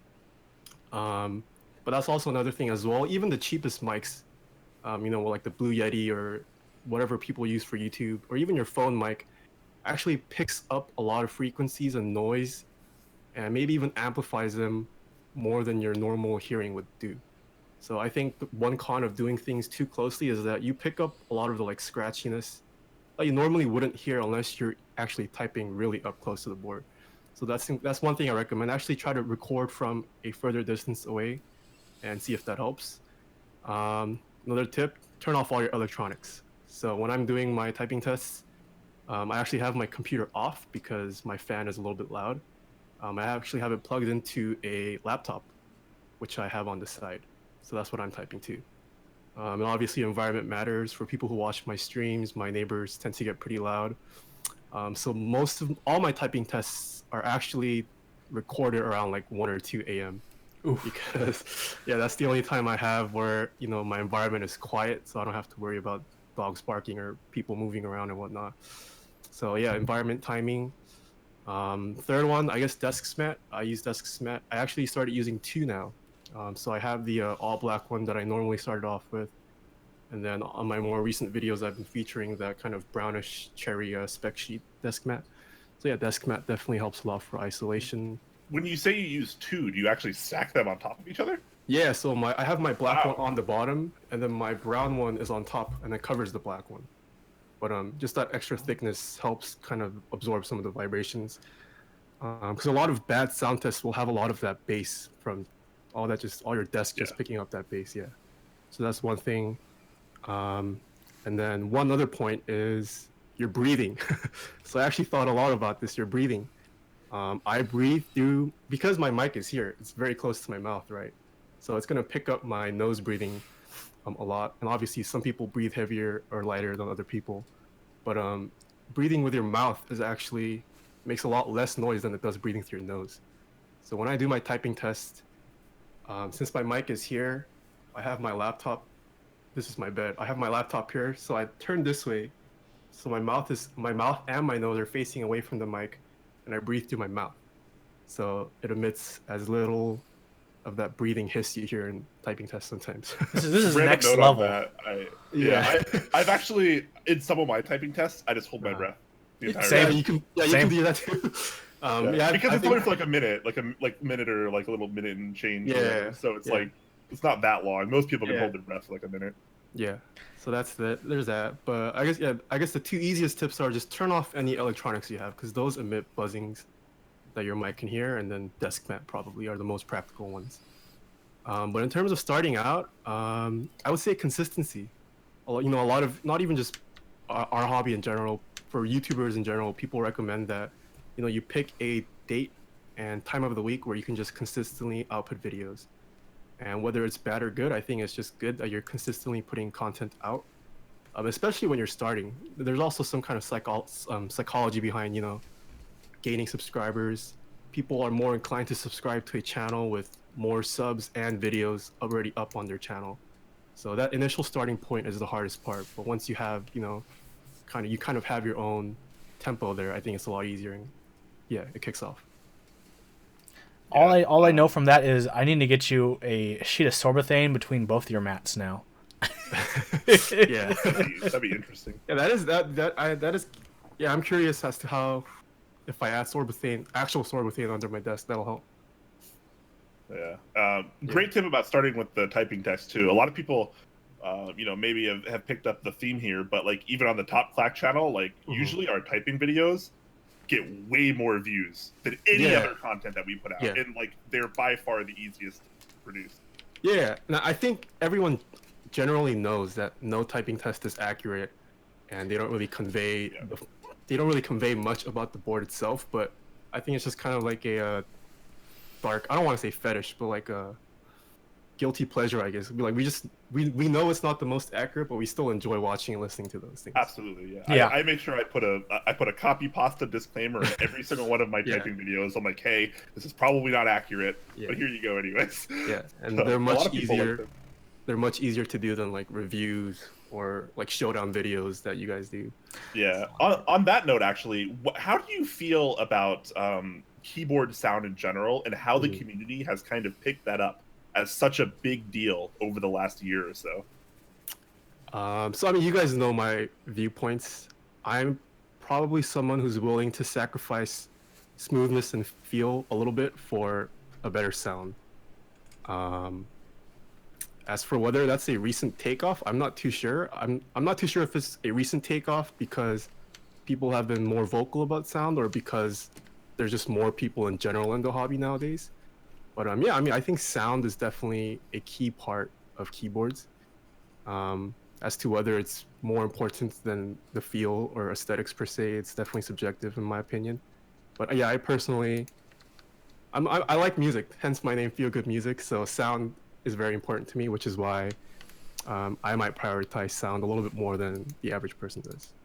Yeah, I totally agree. I just kind of meant more from the viewpoint of like, people didn't really talk about sound that much in the enthusiast community. It was all about how boards felt until like a year and a half ago. And then like all of a sudden something just clicked and everyone's like, holy crap, if switches don't sound good, they're bad. You know, stuff like that. And like, if this plate material doesn't sound good, it's bad. It's weird to think that we've shifted from, you know, how things feel to like people a lot like you are like you said, legit sacrificing a lot of other things just for better sound. And it's just it's always neat to me how that like shift happened, because it's been around for a few years now. It's like the way things change is just always interesting to me. Maybe that might have to do with, I guess, I don't want to call it stagnant, but you know, it's like switches have been around for a long time. People are still using vintage blacks. People are still using a lot of the cherry switches that have been around for ages, you know. And then now that there are new switches coming out, that in my opinion aren't significantly vastly different, except for a couple, you know, ones that you can easily pick up, like switches like the Holy Panda, where everyone was like, wow, okay, this is significantly different from what we've had so far. There's not much to talk about other than sound at this point, maybe, because I mean, it doesn't really matter how the switch looks, right? You're gonna put keycaps on top of it anyways. The feeling everyone has known about it for years.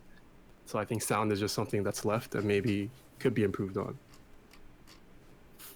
Yeah, I would also like to add on to that. I think the since now we have not only a wide array of switches to choose from in the market, you know, we're also seeing a huge increase in options in you know, case material, plate material. Yeah, that makes a big one. You know, even new keycaps like PPS and stuff like that. People are experimenting with all sorts of new things now, and all things that can alter the way things feel and sound. So, you know, to get an entirely new experience that we never really could have gotten before. Yeah. Random question: How do you decide? As someone, you know, you're pretty similar to Brian and I, where you have a decent amount of keyboards. How do you decide? I'm going to type on X today. I'm going to type on Y today. I'm going to type on Z tomorrow. Like, is there any law? Do you have a maybe systemized rotation, or like, oh, this is just, I haven't typed on this a while, so this one, or I'm feeling this one? Yeah, so people ask me that a lot as well, just because I guess it's natural with people who own a lot of keyboards. So I do have an informal tracker of my own, just a list of what I own. So I just go through that sequentially. That's great. Wow. I'll make exceptions. You know, like currently I'm testing out the cream switches, so that's taken over the meme which I was using previously, just so I can pump out that video a lot faster. But other than that, using on the meme right now? Oh no, I put it in the CA66. Oh. But I was using the meme before. I generally rotate every 2 weeks, but it wasn't time for me to rotate yet. But I have to make an exception because I'm trying to pump out a video faster, so yeah. Gotta get us that sweet content. Yeah. Did you do a video of creams in the meme? No, I didn't. One of you two should. I think it's a really good like spelling pun there somewhere. Cream. But if I can open up the meme. Yeah. The meme is a board I really don't want to rebuild. but I really Yeah. want to know what it's like to have creams in there. That's true, yeah. Yeah, but one of my screws, it's not the threading, but the actual, what is it, like the hole where the screw inserts into, like that got all messed up, so I can't screw it out anymore. So I'm gonna have to find a way to pry it out. Yeah. Ooh, yeah, that's unfortunate. Yeah. All right, what, guys. what do you guys do for people who have a lot of? I am not quite as fancy as you. I kind of just switch whenever I want. I'm like, this sounds good today, and like maybe I'll use that for a day. Maybe I'll use it for 2 or 3 weeks. But similar to you, like if I'm doing like something akin to a review, or like I just want like information on something, I'll see things will take priority. Like the cream switches and the Lumina, for example, I was typing a lot on that, and then as well as the Salamander that you were so kind as to let me borrow. I was using that a lot too, just to try out things that I haven't tried before. Yeah. I have a kind of weird philosophy because I'm basically always working on a review. I try to pump 1 review out per month, which sorry for everyone who watches my content, I know that's slow. It's a lot more than I have. So I try. It's hard, guys. I try to do one review a month minimum. I'm trying to aim for 2 now because I've a lot more. I've expedited my process. But how I decide on boards. So if I do 1 board a month for review, I don't use that board for a whole month. What I actually do is, for example, I'm reviewing my CA66, which you might have noticed I picked up right next to me. I'm reviewing this board. Why aren't I using it? And the reason is, if I'm reviewing this board with these switches, I will use it for 2 to 3 days. Then I switch to something else for 2 to 3 days, or switch in the next 2 to 3 days to 3 or 4 or 5 different boards. And the reason is, I need to mentally refresh my brain about these switches and the plate, because it gives me a very large sense of contrast between what I'm reviewing and everything else, which will help me better to describe what I'm reviewing. Because if I use this for 1 month straight, if I'm reviewing this, as I'm writing the script and I'll go through my older revisions, I'm like, I don't know how I feel about this, because I got too used to it, too acclimated to it. Palette refresher, basically what Sina said in chat. I refresh my typing palettes when I review a keyboard quite often, to make sure when I describe how it feels, I'm describing it through a lot of different ways. I've used it for 5 days in a row. I've used it just once this last week, stuff like that. That's kind of weird for me. And then when I do, how do I decide which ones I'm going to switch to? I just choose anything else, really. Yeah, that's actually a really good way to look at it. I never really thought about that. So you just constantly refresh your brain on what it's like to type on this keyboard, so you get all that impact right up front. Yep. That's pretty cool. Yeah, people are already starting to ask questions, so we'll actually just roll into a Q&A here as well. So if you have questions, we have answers, as always, whether they're keyboard related or not. Make sure you use the @PopClack tag so we can see them easier. We'll actually start off with one from one of our resident favorite tags, Ichibalzac. How often do you use spring weights that are different than your favorite? All the time. Good question. Yeah, almost always. Almost 100% of the time. Same here as well. I don't have a particular favorite spring weight. It's just after a certain point, if it's too heavy for me, I won't use it, or too light for me, I won't use it. But anything in between that, I actually don't have a strong preference towards one. Yeah, I have things that are anywhere from 55 gram to 100 gram. I can pretty easily use a wide range, and I like you. I don't know if I even have a favorite. Like if someone had a gun to my head, I'd be like, 68. I don't know. Yeah.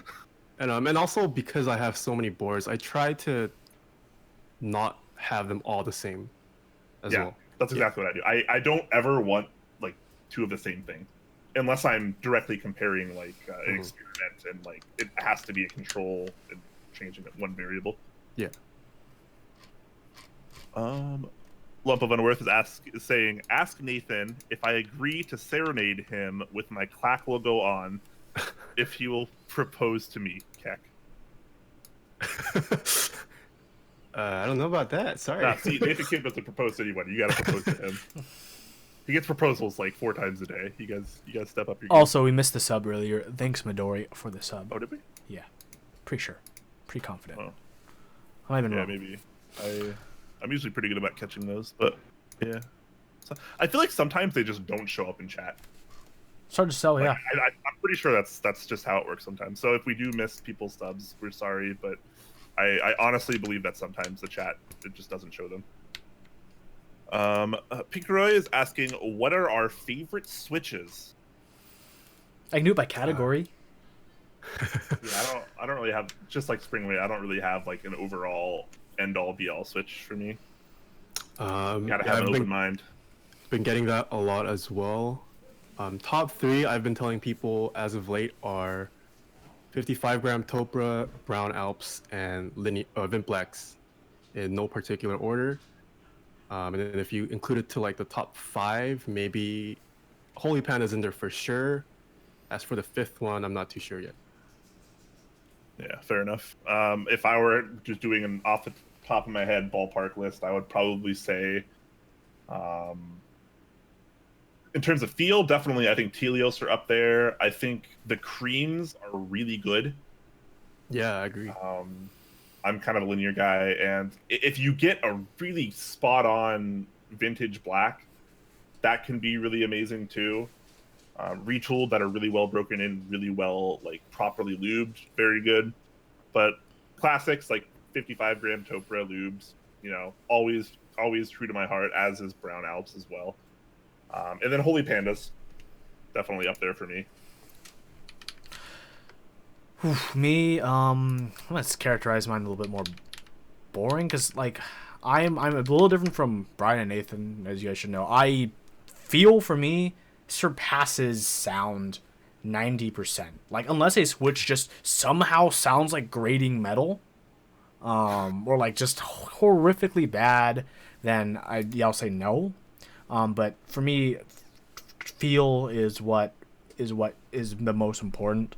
So in terms of like tactiles, I like Holy Pandas. I like 62 gram Ergo Clears. 62 grams specifically. 63.5 grams also pretty good.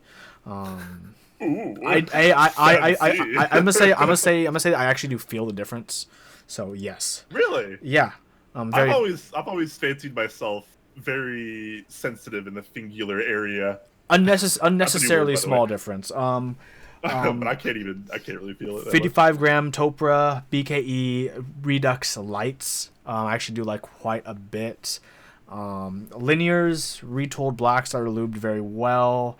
My Telios with the milky top that I've lubed, also really, really, really nice. This is all interesting for you, Huey, because you're still kind of new to the linear buzz. Not really. I think most linears are still overrated. Everyone's like, "Oh, you're into linears now, Huey. Don't you see the light?" I'm like, it's better than I thought it was, but it's still like not good as tactiles. So, oof, fight me, world. You're gonna get fought. Yeah, I know, right? You're getting jumped at the meetup, I think. In terms of clickies, boxed jades, beam spring, beam spring. Come on, like you guys can probably hear it from my microphone, which is right here. If I did. Oh, you guys can't hear it. Okay, never mind. My noise gets too high probably. I don't know if you guys heard it, but yeah, those are where it's at. Because for me, feels. It's all about the feels. Got it. Vimindaron is asking, to our 3 master lubers in here, what brush sizes are the most important to have? Why don't you start us out, Nathan? So the brush I used in my lubing guide, I don't know what the size is actually. I was just given it. I do have an Amazon link for it. I forgot what the size was, yeah. But for the thick lube that I've been using lately, the 205 grade 0 and Trebosis 3204, I've been using the 00 size that Brian recommended on Top Clack. Yeah. Okay. So for most of my switch lubing, I use a brush this size. This has been used several times already, so it's frayed a little bit. But this is a Spotter's Point 5/0. This is probably my overall favorite size that I've used so far. I've tried several, and I still have a bunch in my drawer. But this has been my favorite size thus far. if I'm going like absurdly thin, I take it a step thinner and I use a 10. I use a 10/0, which I don't actually have next to me right now, unfortunately. But that's like super duper tiny. Like it takes a while to actually paint like the side of a stem with a brush that small. But it often does give you like an absurdly thin coat, which sometimes I'm looking for an absurdly thin coat. This is if I want a thin coat. Then if I go a step lower, then I want a really thin coat. So 5-0 Spotter's Point is my my go-to. Yeah, I might actually say on the brush what size that is. That's what all the beauty gurus do. Oh wow, that's smart. That is smart. I'm gonna start by saying calling me a lube master is a straight up insult to Nathan and Brian. Nah, man, you've been inducted into the Hall of Fame. I've found a really great way, and I'm just going to stick to this one really great way that I've discovered and no one else does. So I don't know if that really counts as being good at it, but in terms of size, I don't know what size my brushes are, to be honest, because I just what's the smallest brush I have on hand? That's it. Yeah, fair enough. Hey, as long as it works for you, that's like all that really matters. Yeah. Huangfu95 is asking, what is your first keyboard and first custom? I know this one. My first keyboard is a Cooler Master Quickfire Rapid with MX Blues, and my first custom, aka my third keyboard I ever owned, was a all acrylic Gone TKL with 62 gram ergo clears. Mine was also a Cooler Master Quickfire Rapid. I had MX Blacks in mine though. I was rocking those linears really early on. My first custom, I honestly don't even remember. I know I built a custom board that was like a GH60 PCB. I had an acrylic, or not acrylic, but an aluminum plate from Leandrin's like very first run of plates. And then I had like cherry stabs, and round one Zelios had just come out. And so I built with the Zelios, so that was like a 60%. I used like some like cheap aluminum, like a text case or something like that. So that was like my first custom board that I built. My first board was the Real Force 104 UG High Pro back in 2015. Oof. Yeah. As for my first custom, it was my Fjell, I think. Yeah. But it wasn't built. It wasn't built with it wasn't built with Holy Pandas at first. I had actually installed just Inver Pandas, and then I one day installed Holy Pandas on it. Nice, nice. Mellowed it with a good question. What switch housings sound the best?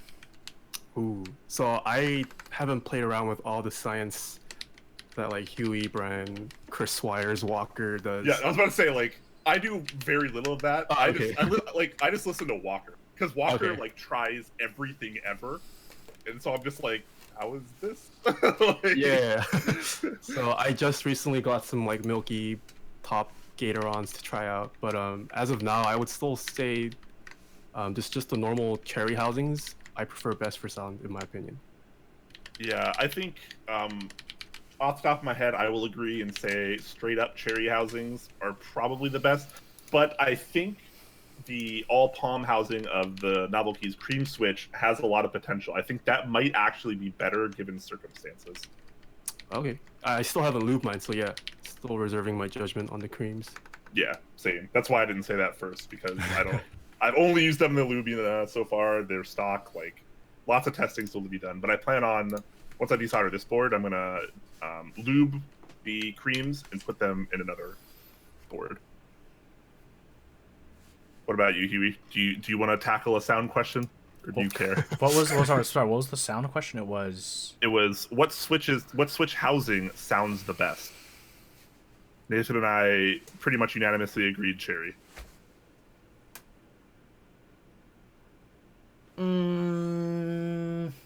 I think cherry most of the time, but not all the time, to be perfectly honest. 'Cause I think, like the rest of the keyboard does really matter. That's Yeah. Yeah, it really does. like with of under variables. under saying, oh, just cherry's the best. That would be saying like your quick fire rapid with MX blacks must have sounded absolutely amazing with those stabilizers it came with that plastic shell of a case. That right, like there's so No, many totally, factors. And saying just a best switch housing for sound is honestly like a cop out of a question. It's like a like when someone does like a top 5 list on YouTube just to get views when like where there's no context between things. So, no Yeah, answer from fair me. enough. Corbin Dallas is asking Nathan, what incoming boards are you looking forward to? Incoming as in boards that I've bought, or I'll do both. Yeah, in terms Both, of yeah. what have I bought? Alice. I did get my Alice. So as of now, at this point in the year, the Alice has been the board that I have liked the most, at least based off pictures. I still haven't built mine. I did unbox it just to kind of rub it a little bit. I think that still holds true in terms of boards that I'm expecting or know of this year. As for what I bought, what am I expecting the most? My Mech 27 still hasn't arrived to me. Ooh, V2? Yeah, the V2. Were you in the original group buy and it still Yeah. hasn't arrived? Yeah. Oh, really? Interesting. Yeah, 27 still has to ship out around half of them, I think. Oof. Wow. Yeah. Oof, yeah, hopefully he gets on that. It's been a little while now. Yeah. All right. Waffle High is asking one genre of food for the rest of your life: chicken wings versus ramen versus sandwiches. Sandwiches are the most versatile. So, I mean, I can make a fried chicken sandwich. I can make a ramen burger with sandwiches. You could make a ramen seasoned chicken wing burger sandwich. I don't know. Yeah, I'm just sandwiches. I don't know. Let's not get too technical here. What would we choose out of those three for the rest of our lives? I mean, I would argue that ramen can be almost as versatile as a sandwich. Yeah, I'm gonna go with ramen just because I'm Korean and I like ramen.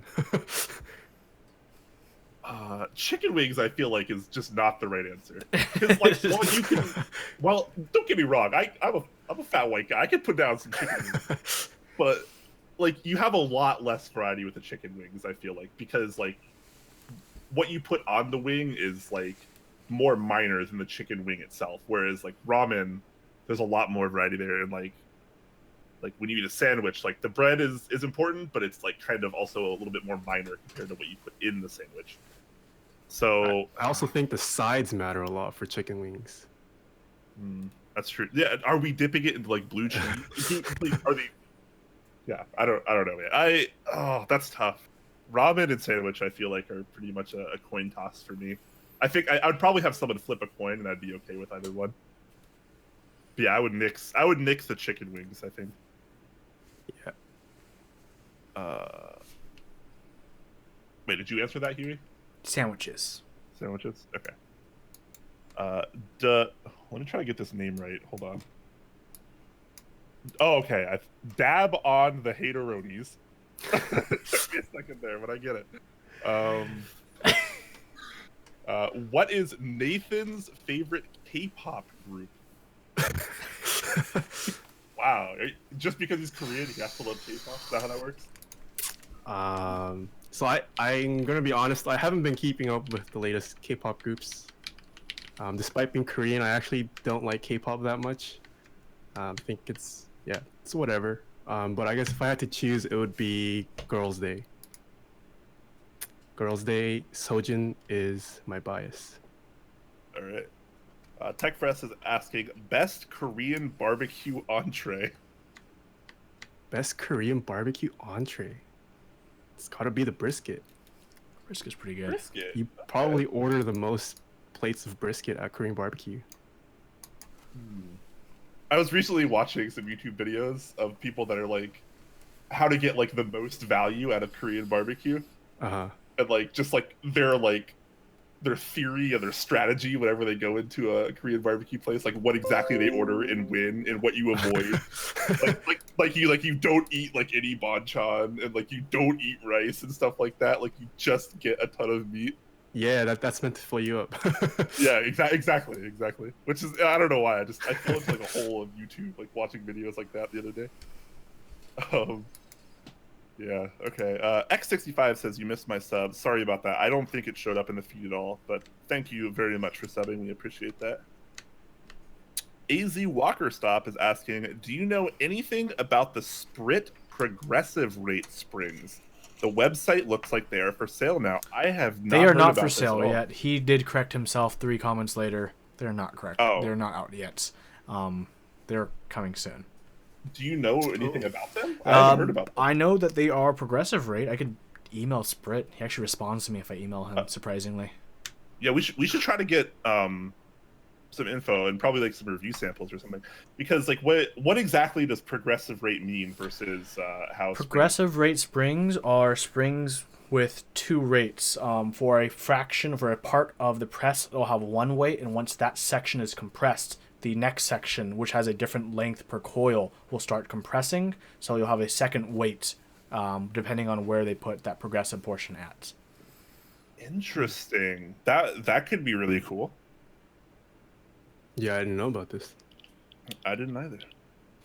That's dual. I'll start at dual rate. Progressive rate is similar, but it's not instead of 2. It gradually exponentiates the difference. Sorry, I was explaining dual rate. That's all good. We'll look into that. Maybe we can get some samples or something, because that could be something really interesting. Next so up, would a Hako True spring be considered progressive? Because that like dramatically increases. Close. Okay. Yeah. But this is something we'll revisit. We'll have to revisit this.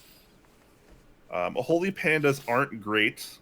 Awful username, by the way. Terrible username. Just kidding. Says, do you think Alps will grow in popularity, or are we reaching their peak in popularity? I feel like the lifespan of Alps popularity is inherently cut because it's an out-of-production switch that aren't exactly the most durable. In my opinion, we're at the peak. I want it to go down. Yeah, I think it's only going to go down from here. Yeah, I mean, as an Alps lover, I don't know if it's going down, but I do definitely think it's peaked. I mean, Kairos Rand drove the prices up of SKCM Blues insanely, and he probably played a big factor in popularizing Alps as well. I'm very glad that his recent video on SKCM Browns didn't drive the prices up for that. They're already really high. Those are already really high. That is true, but I mean, I think that's an indication that maybe it might be dying down. I don't know. But yeah, like you said, I mean, they aren't in production anymore unless you go with the Matthias route. Which are like not really the greatest. Yeah. All things considered, compared to a lot of vintage Alps, which are considered much better. Yeah, and especially given that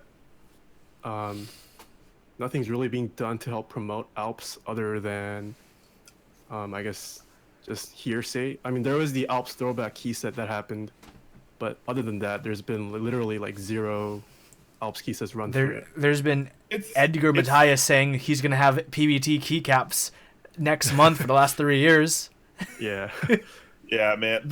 So like, and you even said it in the comment yourself, but like having something that's not in production, it's really hard for something to gain like more popularity than it already has when it's been out of production for so long.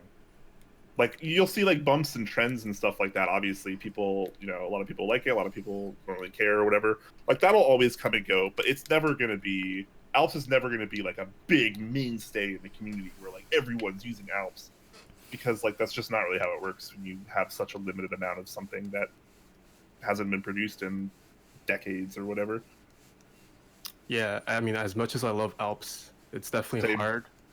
And I think Huey also said it during one of his streams too. It's not something you would recommend for someone who's starting off. Like, it's just so hard to find the right keycaps, find the right case, the plate, even the PCBs. It's hard. Yeah, you're super limited on components. I got Not just one switches, Alps. like- I got one modern Alps board and one vintage Alps board, and like that's really it that I'm gonna get. Yeah, which is a bummer because a lot of vintage op switches are really good. Most of them are, in fact, in my opinion. But you know, they're hard to get a hold of, and they're annoying to build with often. Anyways, the Ragin Asian, my apologies, asks, "What's your favorite backspace/delete, and why is it Xbox?" Oof, it is not. Don't Xbox me like that. Hit me up with that delete, please. Yeah. I mean, I'm always an icon mod guy. So like, if like my keyset has all icon mods, I'm cool with just the arrow. If it's text, 1.5U delete always takes my heart. Dang, I actually don't like icon mods. I would much rather prefer text mods with backspace. Okay. Do you like it when have they done a 1.5U backspace that's all one line, or do they always break it into two? I think they always break it into two. Yeah, I know, like on my Honeywell, it's backspace. Yeah, I like it just one line.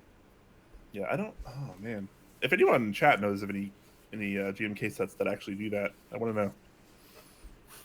AZ Walker. Oh, never mind. That was a follow up. My bad.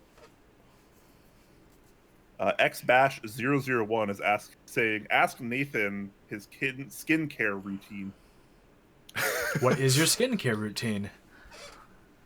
Is this becoming a... Let me go grab it.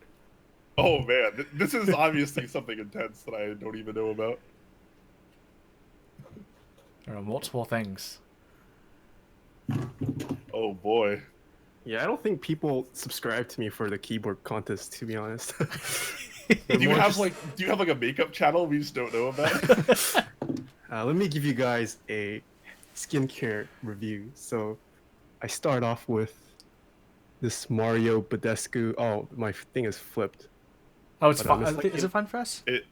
No, it's totally fine. It's on my end. Oh, okay. Yeah. On stream, it's totally fine. Don't worry about it. Oh, okay. But yeah, I start off by spraying this moisturizing mist first. In the mornings, I'll use this Clinique face moisturizer. During the evenings, I'll use this Ulta something. Yeah. Repair cream. Repair cream. Yep. Okay. And then sunblock is also important, guys. I use this Misha Milk Essence or something, I believe. 50 All FPS. around safe block. Nice. Yeah. It's my skincare routine. It's not much. That's way more than what I do. Yeah, we need to get you like the one of those ring lights now. Ring light for your camera. Yeah. It would be good for videos too, though. I should probably get one of those. Yeah. I've been thinking about getting one. They're kind of like pricey unless you get like one of the like iPhone attachment ones, which are like really, yeah. Okay, we are 20 minutes behind in chat, so let's move on to the lightning round. Where we just blaze through questions. All right, let's go for a speed record here, guys. All right, X65 is asking, any good boards on order? I have the M60, the Southpaw full size, and the QXP on order. Can't wait for all of them. What about you guys? I haven't ordered any as of late. I'm still waiting for my Mech 27, my Southpaw 65%, so the one before the full size. That still hasn't shipped. I guess the Normal Force, that hasn't shipped as well. Those are what I'm waiting on. Normal Force too. Yeah. Huey, what about you? Normal Force, full size Southpaw with the fancy 70-75 aluminum, brass weight, brass half plate. I have other things on order that I can't remember right now, but yeah. PMS and Chicken asks, pancakes or pancakes? Pancakes. Korean pancakes too. Ooh. Blah Boo Blah 123 is asking, Mod M's versus Otemu Sky V2s. I don't have enough experience with either of them yet to make a comparison. I don't have Sky V2s yet. I also Wait, no, I do have Sky V2. No, I don't. I have Ice V2s. Never mind, I don't know. I have Sky V2s, but I don't have mods, so I don't. I can't compare them, and I haven't actually used my Sky V2s yet at all. I'm waiting to put them in the QXP because I think the colors pretty cool together. Because I got the gray blue QXP. Lump of Unworth is saying, affirm my purchase and tell me that Topra is superior. Topra is superior to some things. It's very good. Yes. Topra is life. Corbin Dallas is asking, who's skipping out on a custom and buying an RTX 2080 Ti? That's probably going to be pricey. Not me. Not me as well. I still don't need an upgrade. I'm still rocking a 980 Ti, and it still works totally fine for the games I play. So I haven't really felt the need to upgrade anything at the moment. So sign me up for another custom instead, please. Lunar Sama asking, should I buy a CA66? Wait for my review this Saturday or Sunday. There you go. Sudden Zenith is asking, do you guys keep the extra spring in your Topra spacebar, or do you discard it? I usually use it. I use it. On the domes I'm using. I like it. I like the extra springiness. I feel it. I like it for the feel, but in my typing video, I took it out. All right. Vinderon is asking, just wanted to say that Nathan's hair looks fantastic. Yep, I completely agree. Mm-hmm. Wait for his full dual-page spread in the top Clack calendar. You mean yours on the bed? Right. Oh, we'll get that too. This is gonna be spicy. With all right? the ankle peak. Ooh. You're giving away too much here. We're gonna pump the brakes here. Baby Feets is asking, what music makes you feel G-hood? My top 2 genres are jazz and ballads. Yeah, I listen to everything, man. My library is just so varied. I couldn't pin down genres. I listen to everything. Same. I listen to everything, but I grew up with too much country music around where I live because there's a lot of people who listen to country music around here, so I'm kind of sick of most country music. Megaforce is asking, a favorite soju flavor? Ooh, easy, grapefruit. Not peach? Peaches. No, grapefruit. Have you tried the grapefruit? I have not. I will next time. I normally don't like grapefruit as the fruit itself or flavors, but the soju one actually tastes really good. I've never had soju in my life, so I can't comment on that. Megaforce also asking, what brand are your shades? My shades? None of us are wearing sunglasses, so maybe he meant glasses. I don't know. YOLO. I don't remember what mine are. These are from a brand called Jin. I don't know if you guys have heard of like Warby Parker. But yeah, it's a similar thing. Tech Fresh, thank you so much for the sub with Twitch Prime. Nice. We are catching up rapidly here. Be the Zebra is asking, Nathan, what boards do you recommend for Alps throwback set? It's hard to find any Alps plate that supports cherry stabs. Do you have a workaround? So yeah, I actually didn't join the Alps throwback set as much as I wanted something different for Alps, and as much as I like the colorway, because it has those cherry cutouts. I prefer the original, just normal Co-Star style Alps stabs. As for workarounds, didn't they offer a plate that supported that in the group buy? I guess if you missed out on that, you would probably have to get something custom cut, maybe from like the B Alpha who does acrylic stuff. There aren't many plates that have support MX stabs, I think, for Alps. Yeah, usually you have to get something done custom for that. Yeah.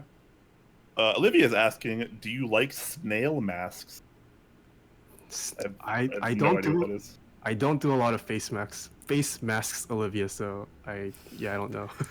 I do like Dr. Jart. That's like the only one I've tried a couple times. Midori is asking for Nathan, Sojin or Sojin? Sojin. Oh man, good answer. Fundle LOL asking a real question here. How should I improve spacebar, stab, rattle without desoldering? This is a question that I think I've gotten at least 2 or 3 dozen times in the last year. So how to improve spacebar rattle without desoldering. So my usually go-to is just to kind of half-ass it if I'm not going to usually I'm going to desolder. But you can kind of half-ass it by just, you know, pulling up the stat itself and just trying to shove lube in where the wire enters the inner insert housing. That's pretty much all you can do without desoldering. In the future, maybe just use hot swap PCBs, so it makes it a little bit easier there. I mean, it's kind of hard though. It kind of depends on the boards you have too, because like some plates you can kind of half-ass it, and some plates you can't. Yeah, that's about the only thing. I think Rhino Feed had a video where he cut up a piece of cotton foam or something, and then he also tried inserting that inside the stabilizer as well. Cotton foam, interesting. That could be a thing, yeah. Yeah. Cool. And all right, we were officially caught up on questions, thanks to the lightning round, which always helps. So now that we've gone over 2 hours, which we don't normally do, but you know, we're good. I have one last thing, which is a straw poll for everyone in the chat. Top Clack branded lab coat versus button-up mechanic shirts. If I do some A-roll footage for you guys for like which switch, or a build video where it's not streamed but actually just a walkthrough build video or something. Huey in a lab coat or Huey in a button-up mechanic shirt? Are you asking me or Anyone? there's a straw poll, right? Yeah, that's okay. Rattle, yeah. Holy pandas aren't great ass. Make the man say quad H. It's the content we need. What? Hing hing hong hing. I wonder if he's watching. I wonder how he feels about me just openly randomly saying his names. All the time, almost every stream. He's like straight up cocks. He doesn't understand anything, and he just hears his name randomly popping up every now and then. Wait, say it one more time, please. Hing hing hong hing. Hing hing hong hing. Yeah. I have a question for the lab coat. Are you gonna be filming yourself wearing it in those videos? Yes. For the A-roll Okay. shots, where I have to explain something or walk something through, I'd be wearing either the lab coat Okay. or the button-up mechanic shirt. Both of them would have patches for like Top Clack patch. Yeah. Or why not 1-1? This is pretty tight. 18, 16 for the vote. I mean, I could probably get both. I could probably swing to get Just both. get both. Just like I said earlier, just get both. Just get both, man. Okay. Gio is saying, I would like patches. Maybe we should do some. Maybe we can ask Jay Godinez if he can do some patches for us. I know some people are into that kind of thing. We should do like a little bundle where we sell like a shirt, a patch, and a keycap, like all in one little like Top Clack care package. It could be kind Or of fun. pin. Top Clack pin would be cool Pin, too. yeah. Oof. Ooh. That'd be nice. Like what Tiny does. She makes pins. Yeah, that's pretty Oh, cool. yeah. Wonderful. Well, thank you so much, Nathan, for joining us. Thank you, everyone who's been watching our a little bit extra than longer show today. But yeah, we had a lot of news, a lot of good questions and topics to discuss with Nathan Kim. Hopefully, we'll be having you on in the future as well. Check out Nathan's YouTube channel.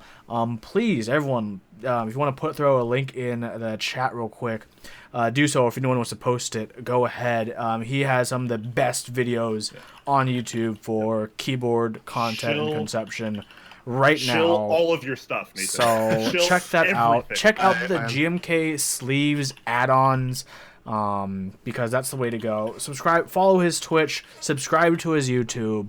You know, that's here at Top Clack. We want to promote all of the awesome content creators in our community. Follow him on Instagram. Top Clack is not against competition. Yeah, no, We want to support all the great things in the community, honestly. yeah. No, I will never enter the news segment. That is all yours. But regardless, it was a great show. Thanks again for coming on and talking with us, Nathan. It's been a pleasure. Thank you guys for having me finally. It's been waiting to come on. Yeah. Well, now that you're like way cooler than us, we had no choice. Anyways, check out in the Twitch chat right now, guys. You can check out all of Nathan Kim's outlets there: YouTube, Twitch, Instagram, etc. If If you want to check out our YouTube channel, you can look below the stream right now, and you will have a link on Twitch that will take you to our YouTube channel. If you want to join our official Discord, you'll find a link down there as well. It's always good times. We're always doing stuff. You know, if you ever want to know how to support us, you can subscribe to our Twitch channel with Twitch Prime or just a normal sub. If you have Amazon Prime, you automatically have Twitch Prime for free. Costs you nothing, but gives us some benefits there. So consider that, or maybe subscribe to Nathan if you like him more, because he's more attractive than us. Let's subscribe to That's both of always us. an option as well. Subscribe to both of Yeah, us. sub to both of us. Yeah, let's be greedy here. And as a last note, you can see all three of us in the person at the NorCal Meetup November 10th. I hope you all can make it, because it's going to be a time and a half, as they say. Yeah. It's going to be fun. Thank you, Nathan, once again so much. Thank you, everyone, for watching. Thank you, everyone who's subbing. Thank you, everyone who's subscribing, who's supporting us, who's supporting Nathan, because, you know, this community of content creators can't work unless we all can support each other, and we can't do it unless you guys care about what we do. So thank you so much. We'll see you next week at 6 p.m. for another great episode of Top Clack, where we already have a guest lined up. I am like so prepared. Yeah, it's gonna be exciting. We're kicking off the third year of Top Clack, right? Yeah. So we'll see you next week for another round of news. I'll see you guys this weekend for some keyboard chores. Take care.